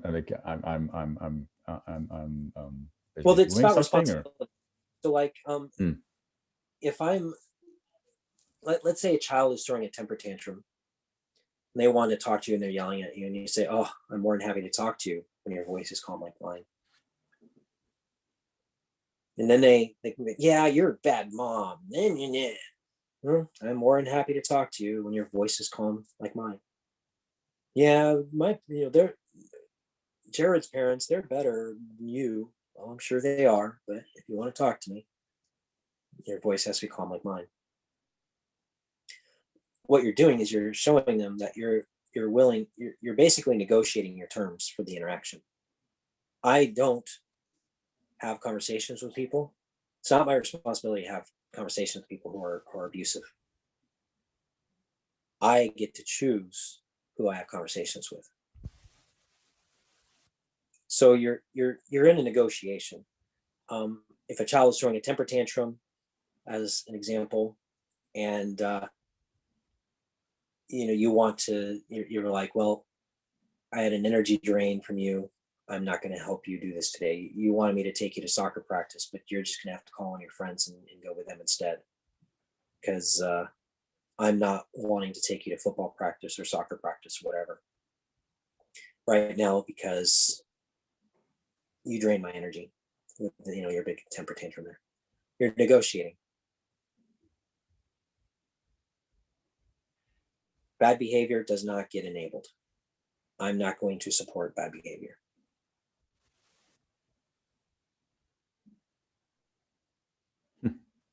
Interesting, yeah. Yeah. It's all these are just little micro details, right? It's not like I'm negotiating whether or not to be in a relationship with my child. But if it gets to a certain point and they're getting thrown into jail or something, or rehab, or that kind of stuff, then obviously maybe there is some negotiation that's going to be like, well, you're still my child and I'm going to love you even if you're in jail, but I'm not taking responsibility for the things that you're doing. We have to negotiate what's best for us. And one of the things is one of the things I did with a child once was, the room needs to be clean. It's just a disaster. There's dishes under the bed. There's, it's attracting bugs. It's a health problem. So the dance is on Friday night. It's Monday right now, or Sunday right now. Is it reasonable to ask if the house can be clean, or your room can be clean, before you go to the dance on Friday night? Yeah. Okay. Is it reasonable? Do you want me to remind you at all during the week, or do you not want to be reminded? Don't remind me. Okay. Awesome. Have fun. And just as a side note, I want you to know that if you don't clean it by Friday, don't worry about it. On Friday, I'll clean it while you're at the dance. Now, there was a little caveat. You might not like how I clean it.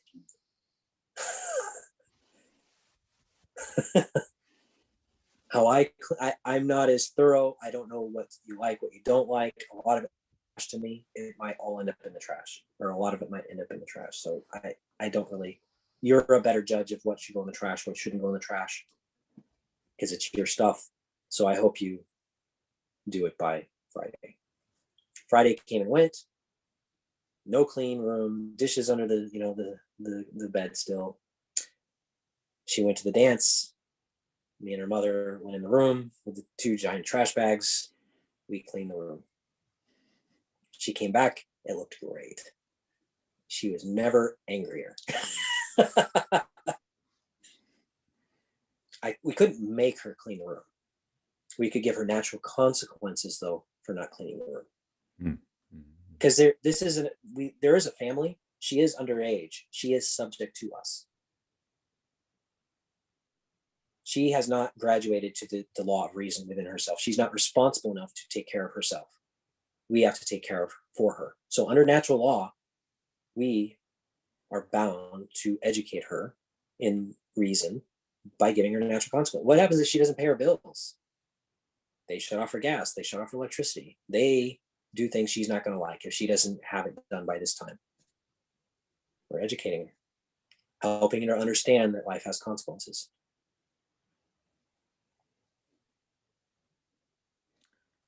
Makes a lot of sense. So yeah, we didn't tell her. So boundaries don't tell people what to do, but they do tell whose responsibility is what, and then who's going to do what.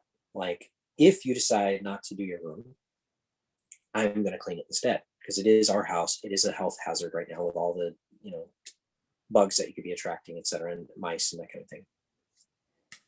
So it's basically you're defining a reaction to crossing your boundary, we're setting a limit and letting it's enforceable by us. It's called an enforceable limit. It's enforceable. Okay, another thing. I'm more than happy to talk to you when your voice is calling mine. It's enforceable because it's about my energy and when I talk. I have one that helps me get myself out of narcissist way. I'm more than happy to connect with and do business with co-create with people who are reflective. Narcissists are not reflective. They're incapable of self-reflection. Therefore, by setting a boundary that says I'm more than happy to connect with and interact with people on a deep level that are reflective and capable of self-reflection, I just removed all narcissists from my life. Mm-hmm. I mean, you said you will talk about that, how you set that boundary. Like, is it like you're speaking it? Or? Yeah. Okay, so in law terminology, boundaries are equivalent to a conditional acceptance. It's the yes, but. So yes, I'm going to talk to you because the child's making the offer. When the child is yelling at us or, insulting us and talking rude, they're making an offer. Talk to me. We're counter offering with a conditional acceptance. Hey, I'm more than happy to talk to you when your voice is calm. The negotiation. So it is a conditional acceptance. Yes, but. Yes, I'll talk to you when condition X is met. Calm voice. For online discussions, I'm more than happy to talk to people who are collaborative thinkers. Because a lot of times people are arguers and they just want to argue all the time. Oh, but it's just about a debate and a healthy debate. No, you're a sophist. You don't care about the laws of, the rules of logic. You don't care about coming to the truth. You just want to win. I'm more than happy to talk to people who love the truth. I'm more than happy to interact with people and to spend my energy on people that are willing to hold fair-minded discussions with me. So that's another boundary. Yes, but. So both boundaries and conditional acceptances are a spiral motion. They can be likened to mental aikido. Aikido is a martial art that spirals. So when the attacker comes, they spiral out of the way and you lose very little energy. The person spiraling in the middle, the aikido practitioner, spends a little bit of energy and the attacker spends a lot of energy. So they learn that it's not an efficient use of energy to attack you because you just keep spiraling. You don't get hurt. Nothing affects you. And they're the ones using all their energy because karma is on your side. Mm-hmm.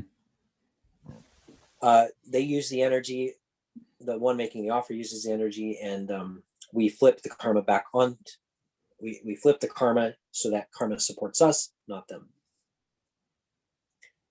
The karmic load is on the side of the one making the offer until it is negotiated, and yes, but flips the burden of responsibility from the one making the offer, or from the one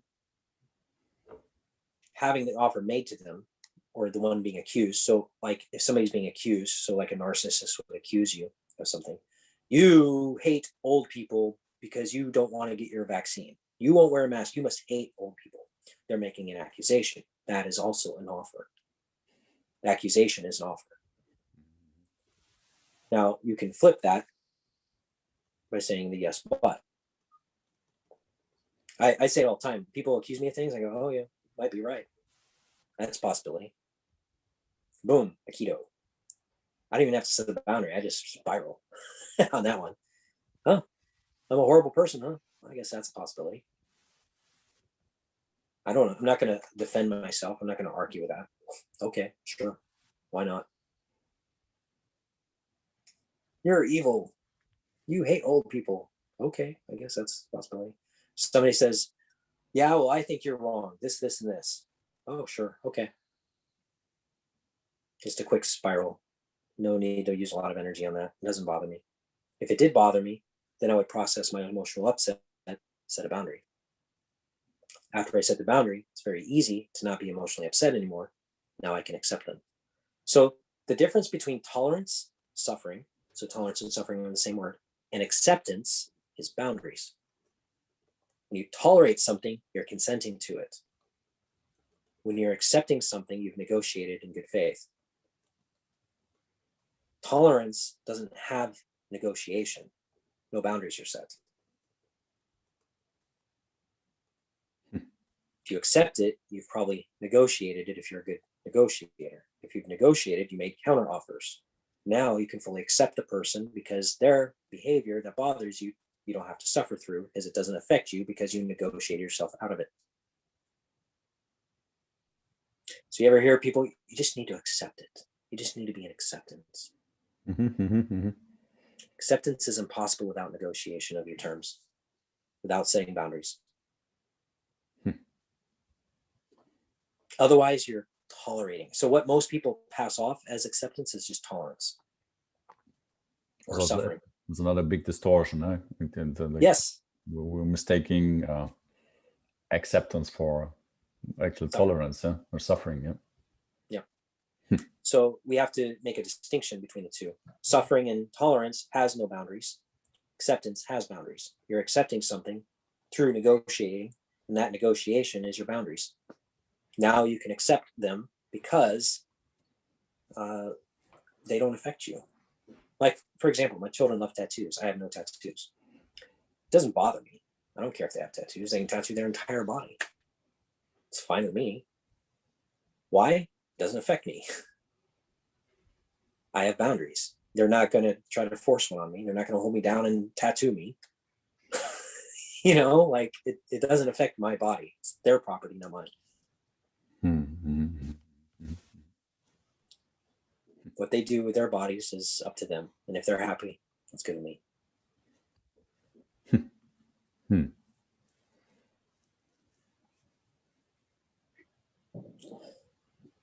Boundaries can often become the psychological equivalent of a notice of liability, which says yes to the offer only when the one making the offer takes karmic liability for any damage done by their offer. For example, more than happy to get that shot when you take full responsibility if I have a problem. You know, as a contract, that's a conditional acceptance of mandatory vaccinations. You take full you find the person that's going to take full responsibility for that,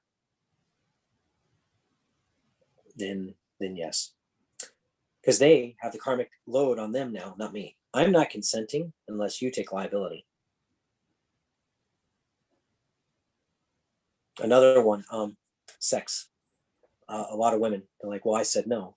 Well, so no doesn't mean anything in this kind of, when they're making an offer, a man's making an offer, he's making a sexual advance on you. They're making an offer. Silence is consent and no is consent. What is not consent is yes when I'm attracted to you. Now, it might be a cold day in hell when I'm ever attracted to you. But I'm more than happy to say yes when I actually feel attracted. Right now, you look like a troll. You know, right now I'm totally not into you. Right now, you're really needy and clingy, so not attracted.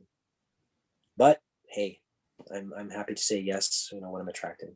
As an example, I'm not saying that everybody would have this boundary. There would be, each person would find a unique situation, a unique yes, but. So in terms of the vaccine, a possible response, or it's also yes when it is healthy. Right. Yeah. I've even said yes when it's proven to actually be effective, because right now it's still in test. When it's had this study, this kind of study, the gold standard study, etc. When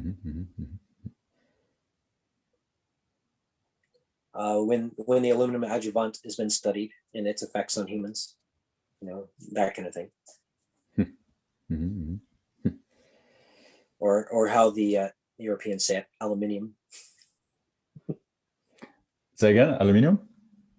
How the Europeans say it is aluminium. Ah. In America, we say aluminum. Ah, okay. Now I got it. Yeah.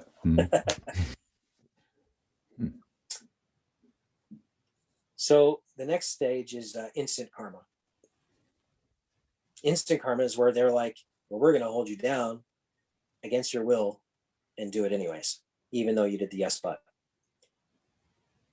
So there's two different instances. If you're not powerful enough, you do something called under protest. And that's where you agree under protest. Like, I'm retaining all my rights. I'm doing this action only because you have a gun on the side or you have the power to fire me, right? So you can fire me for my job. All my children starve. So I'm going to do this, and now you sign that I'm doing this under protest. So I'm saying yes, but I'm saying yes without consent. That's under protest. In certain situations, you just have to go with that because they have the gun and they're just moving, and they're not in a position to negotiate because they're just lackeys. They're low-level bootlickers. They're not there with any kind of so in a karmic level, you're taking no liability in that regard. And if something does happen to you, they're going to get stiff karmic consequences. Okay, yeah, that was one of my questions. No, like, let's take the vaccine example again. If you're speaking to a doctor, so who has no idea about those things, and or you might be in a situation where you're forced to do so, even though you're expressing your yes, but you have to do it anyway. They can still you don't negotiate. Okay, well, karma's on you then, right? So now under protest is one way of doing it, and the other is you just stand your ground. And for example, I had a guy, and I told you this in our initial consultation, grabbed me one time. It was in Las Vegas like 9 years ago. And there was a girl in my room that he wanted to see, a friend of mine. And he grabbed me, and he was drunk, and he wanted to get in my room. And I said, yeah, you're more than happy to come in when she invites you. And boom, he fell over. Like he literally was knocked back by a force of nature that was not me. My words spoke. I said, I'm more than happy to do this, or you're more than happy to come in this room when she invites you. I said it multiple times, every time he grabbed me. Every time he grabbed me and I said it, he fell down on his butt. So instant karma. This is actually known within mystic circles as something that those people that have developed themselves enough have this ability. If you haven't developed your inner will enough, people aren't going to get knocked back like that. That's when you're going to have to do the under protest. But once you develop yourself, where your will to reason is strong enough, and you are really solid and self-governing, and if somebody makes an offer and tries to use coercion, then instant karma will hit them. So as an example, in the Bible, the prophet Elijah called down fire onto the troops of a few different people, like one of the kings, like Ahab or something like that, and burned them when they tried to come get him. He didn't consent, and karma fought for him, like the laws of nature fought for him. So in the book of Revelation, fire is said to come out of the two witnesses' mouth and consume anybody who tries to mess with them, who tries to kill them. Why? Instant karma. It's not that they're being aggressive, they're being defensive. That person made an offer, they spiraled, they didn't consent, they made a counter offer, the person tries to force it anyways, boom, instant karma. Not everybody is at that level of self-development to be a prophet or, a mystic Jedi type person. And in those situations, after you make the counteroffer and it doesn't work, you're going to have to go to the under protest. But that under protest means I'm reserving all my rights. I keep my rights. I'm not forfeiting my rights. Because if you consent to the mask, you're forfeiting your rights. If you wear the mask under protest, you keep your rights. From a natural law perspective, from a karmic perspective.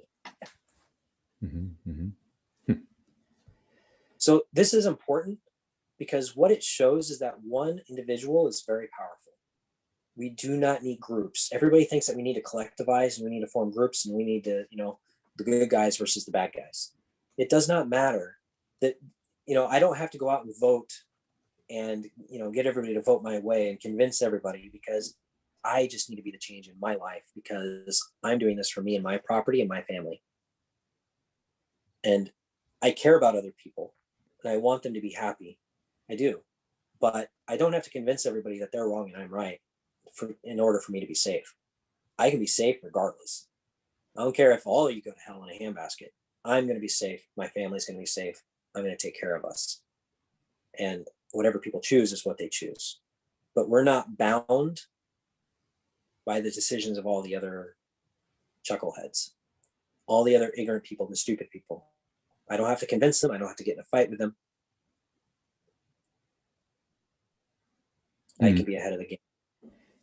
No, that's a bit of the tendency, no? If you're like waking up and you discover a bit more what's going on, and that it's not reasonable to majority, and yeah, there might be that urge to do something and to be a preacher, convince people that they're on the wrong track. Yeah. Right. Now I talk to people. I'm on this podcast, I share my wisdom with others. I let them see that there's another way. But like Jesus said, narrow is the path and few find it. And it's not my job to make sure everybody finds it, because that's not my responsibility, because I have boundaries. I'm responsible for me and my family and my property. And I'm going to do my best to, I'll let people know within reason if they ask, they want to know. People are voluntarily coming to your podcast to listen. Nobody's forcing them at gunpoint to listen to us.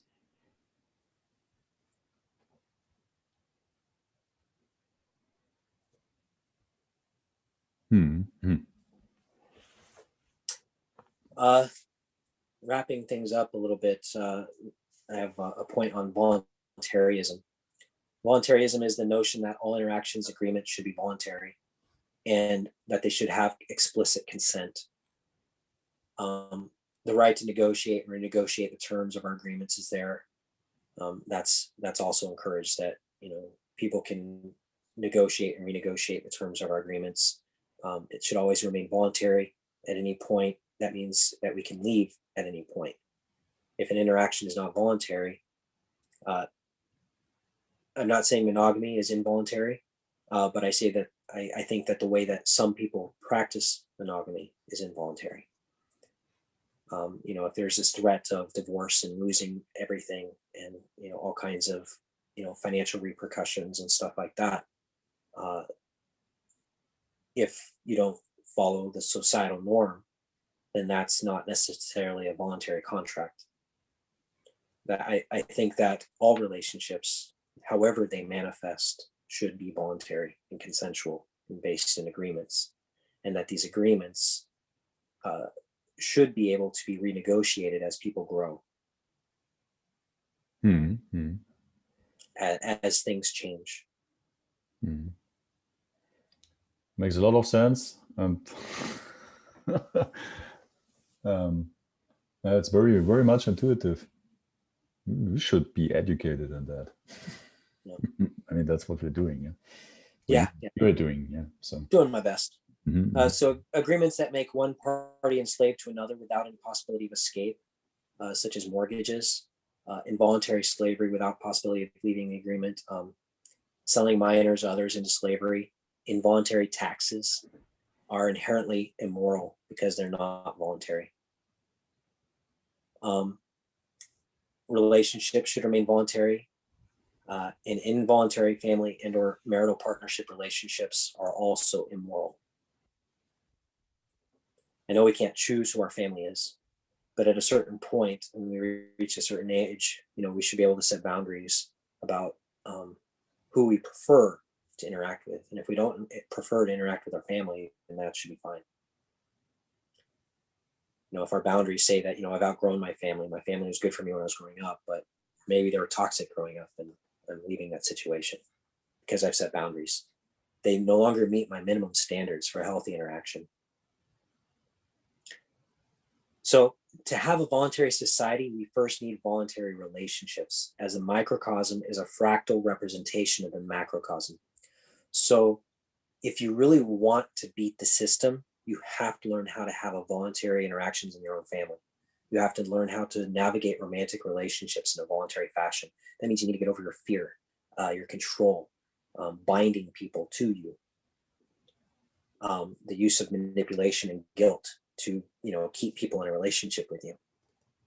You have to learn how to, create your relationships in a happy way. This goes back to the law, the Hermetic principle of correspondence. As above, so below. As within, so without.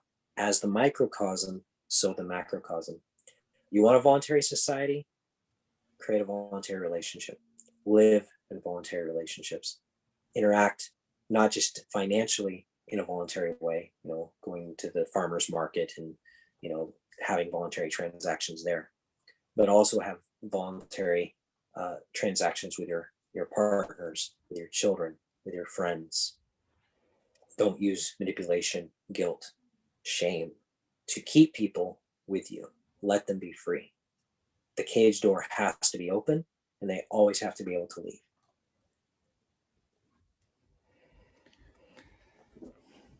Amen. Yeah. Well, that's something I'm discovering or discovered. I would say also over the course of the last year that it frees so much energy when you take back your expectations, your projections, your wishes, your desires, like for something outside you, like of like kind of like projecting your desires on others. You actually Right. I want you to do that a certain way, and it binds so much energy. And if you just take that back and say you can do what you want, yeah, you're free. Yeah, you do you. Yeah, we have to stay in our lane. It is so freeing. Yeah, yeah, and that's the thing. So instant karma, when I was talking about instant karma earlier, because I know how to stay in my lane, I don't go into other people's lane. Do unto others as you would like them to do unto you. That's actually a law. That's not just that's like an actual law. Yes, as you do unto others, as you do to people, people will do to you. So if I am out there violating everybody's rights, people are going to violate my rights. Well, the trick there then is, then you have to violate rights even more, and you have to keep going further into depravity, into, who's going to be the biggest bully in order to win. Well, that's too much work, man. That's hard. Let me just, if I see somebody violating my rights, that must mean somewhere I'm violating people's rights. How am I doing that? How in my relationships am I using guilt manipulation, shame manipulation, fear? How am I trying to make other people responsible for my welfare and success? If I can take full responsibility for myself and stop taking responsibility for others, then they're going to stop being able to interfere in my life. Like it can't happen. If I'm not interfering in people's lives, they can't interfere in mine. Therefore, instant karma. You try to interfere on mine, I'm going to run over you. You come into my lane, you get run over. I'm like a semi. I saw a motorcycle hit a semi once. It was not pretty. The motorcycle went into the semi's lane. And that's what happens with instant karma. That was instant karma. That is a metaphoric explanation of what happens when somebody is leaving their lane to go into somebody else's lane, when the person is in their power.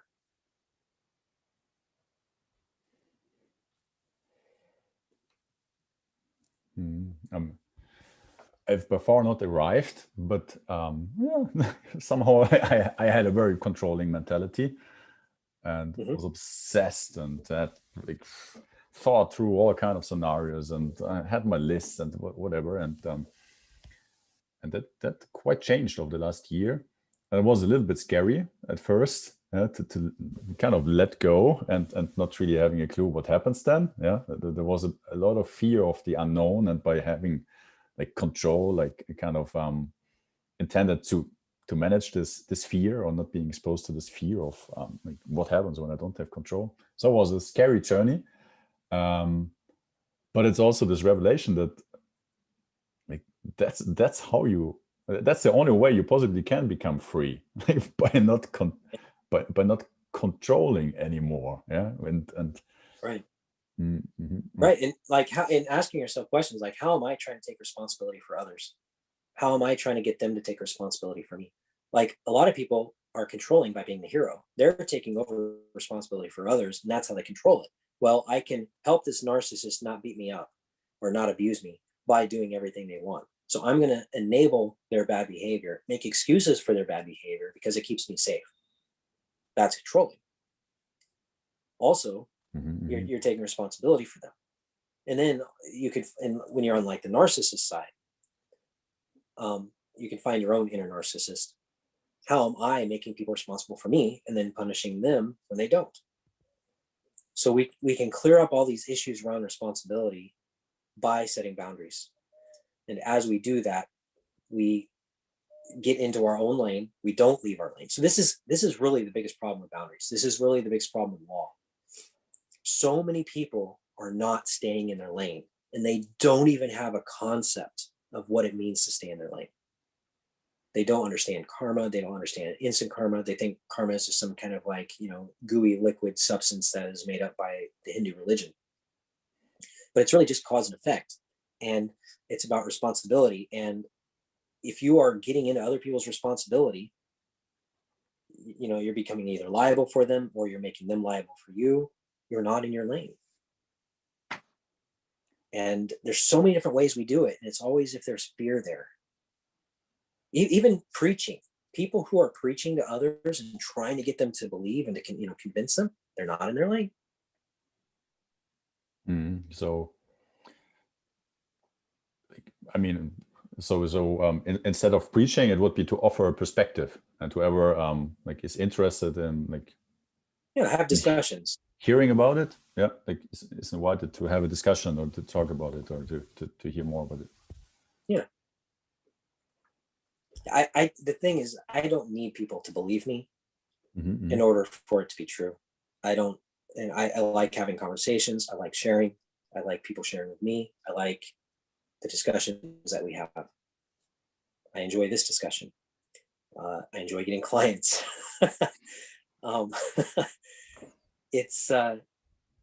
But I don't need people to believe me for it to be true. I don't need people to believe me in order for it to be safe. I don't have to convince them. And therefore I'm not needy for it. I'm in my lane. A lot of people who are preaching are doing so because they're afraid and they feel like they have to, and they leave their lane because of it. So what's the actual process of setting a boundary? Is it becoming conscious of what is going on? How you're reacting? Resistance. So if you're having in a trigger or you're feeling resistance to something, you have to understand why you're in resistance to that. And there's a need. So you have to, they make an offer. You have to fill into that offer. And then you set. So like my girlfriend at the time wanted me to do dishes with her because she hated doing dishes by herself. Because we just had a sink and had to do dishes by hand. And I felt so much resistance to doing it. And I know I was a complete douchebag for not wanting to do dishes by hand with her and help. But actually, there was a lesson in this. My resistance was not doing dishes. My resistance was doing dishes by hand. Well, I looked at the resistance. I examined it. I resist doing it by hand. Where do I not feel resistance? I don't feel resistance by doing it in a dishwasher. So I'm more than happy to do dishes when we have a dishwasher. She was like, wait, what? She's like, so are you saying that if I go and get a dishwasher right now, you'll do dishes? Yes. And in fact, I'll do dishes every day for the rest of the time we're together, which happened to be like 6 years. So after I said that, it was like, meet me. She was a road runner and she got a dishwasher and I was doing dishes from then on. It's not that I was against dishes. My preference, because it's her subjective preference that I do dishes. However, as a counteroffer, it's my subjective preference that I do dishes with a dishwasher. There was no objective truth there. There was no victim. I'm not victimizing her. Now, she could kick me out of the house or whatever. You can't, I'm done with you. You won't do dishes. You're just a jerk. You don't help.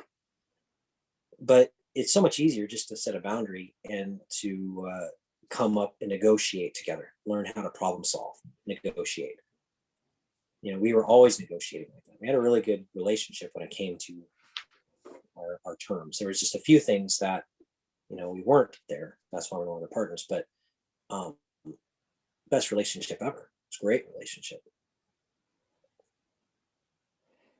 And that's also something. It doesn't have to last forever for it to be a great relationship. It was an amazing relationship. It's just, it ranks super high for me. A good relationship has nothing to do with the longevity of it. And setting boundaries or discovering where there's a need, possibly a need to set a boundaries, that's also something you're doing with your clients, right? Yeah. I help them find their boundaries that they need. I help them in relationships. I help them with, all in relationships, really. Relationship to work, relationship to, their partners, relationship to prospective people they're meeting and dating, to family members. They have an experience that we look at where the resistance is, what the actual underlying need is. And then we set a boundary. And like setting a boundary just means to define like a phrase or something and set the intention to. Yeah, you're defining responsibility. Remember, a boundary defines responsibility. So you're saying yes, but so I'm more than happy to date a person when they are self-reflective. That's a boundary. I'm more than happy to engage in this conversation. I'm to engage in conversations with people who have a calm tone of voice.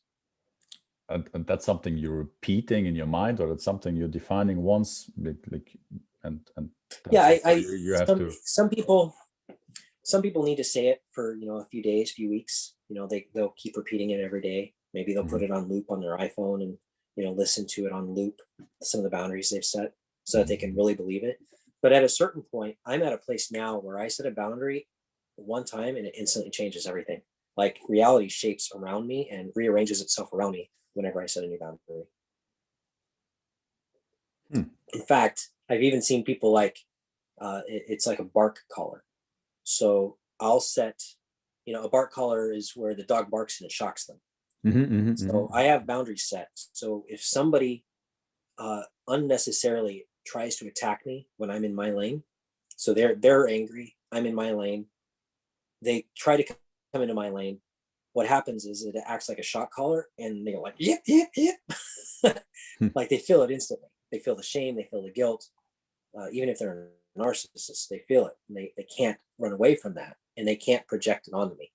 So it's like I'm not sticky anymore. I don't take on projections. I don't feel projections.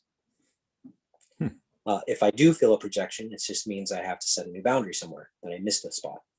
And that's fine. Hey, I'm comfortable with pain. I feel pain all the time. It's okay. What I'm not going to do is I'm not going to suffer. So yeah, like if you set all possible boundaries, there's no pain anymore. Then, if that's possible, who knows? Well, there's no suffering. There's no suffering anymore. You're still going to feel pain here and there, because we do live in a contrast-based universe, and a contrast-based universe helps us to find meaning. And between what we want, what we don't want, that's where meaning is created.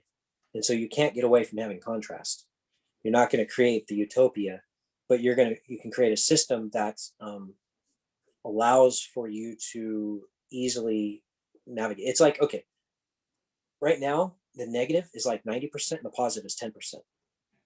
When things get back into balance, it's like 90% positive, 10% negative. So we're going to have a little bit of contrast. We're going to feel a little bit of pain. We're going to work through that little 10%. We're going to find out what boundary we need. We're going to set it, and it's going to, keep us in balance. And we're going to keep moving forward. We're going to keep growing. We're going to keep expanding in consciousness.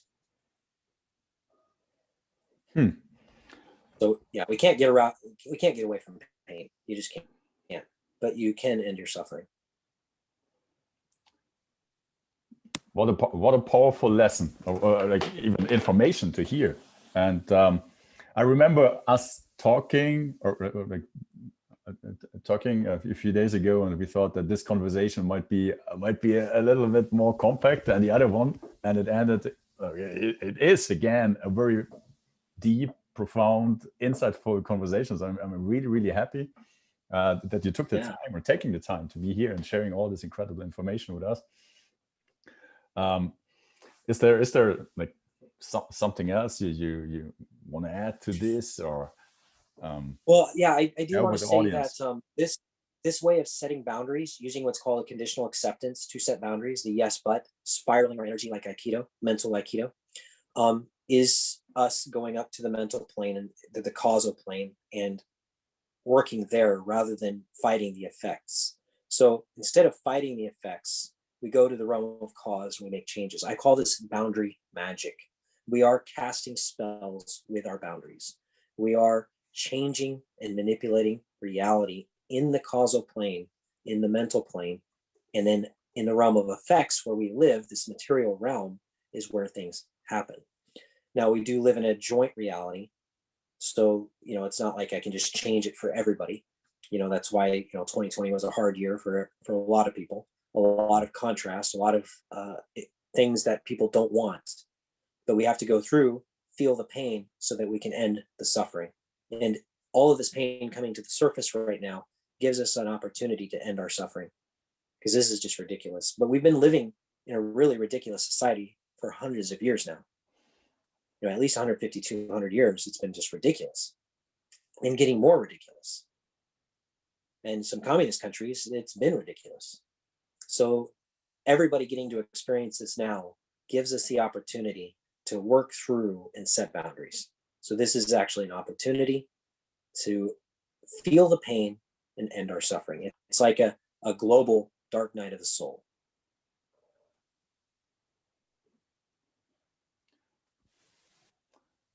Sounds very, very promising. And yeah, you very much inspired me. And Okay. I guess, or I know, like from the last conversation, quite a few other people. So yeah, thank you again, for really sharing this information. I to be honest, like besides you, I've never heard anyone talking about that, and probably also because I've never searched for it. So yeah.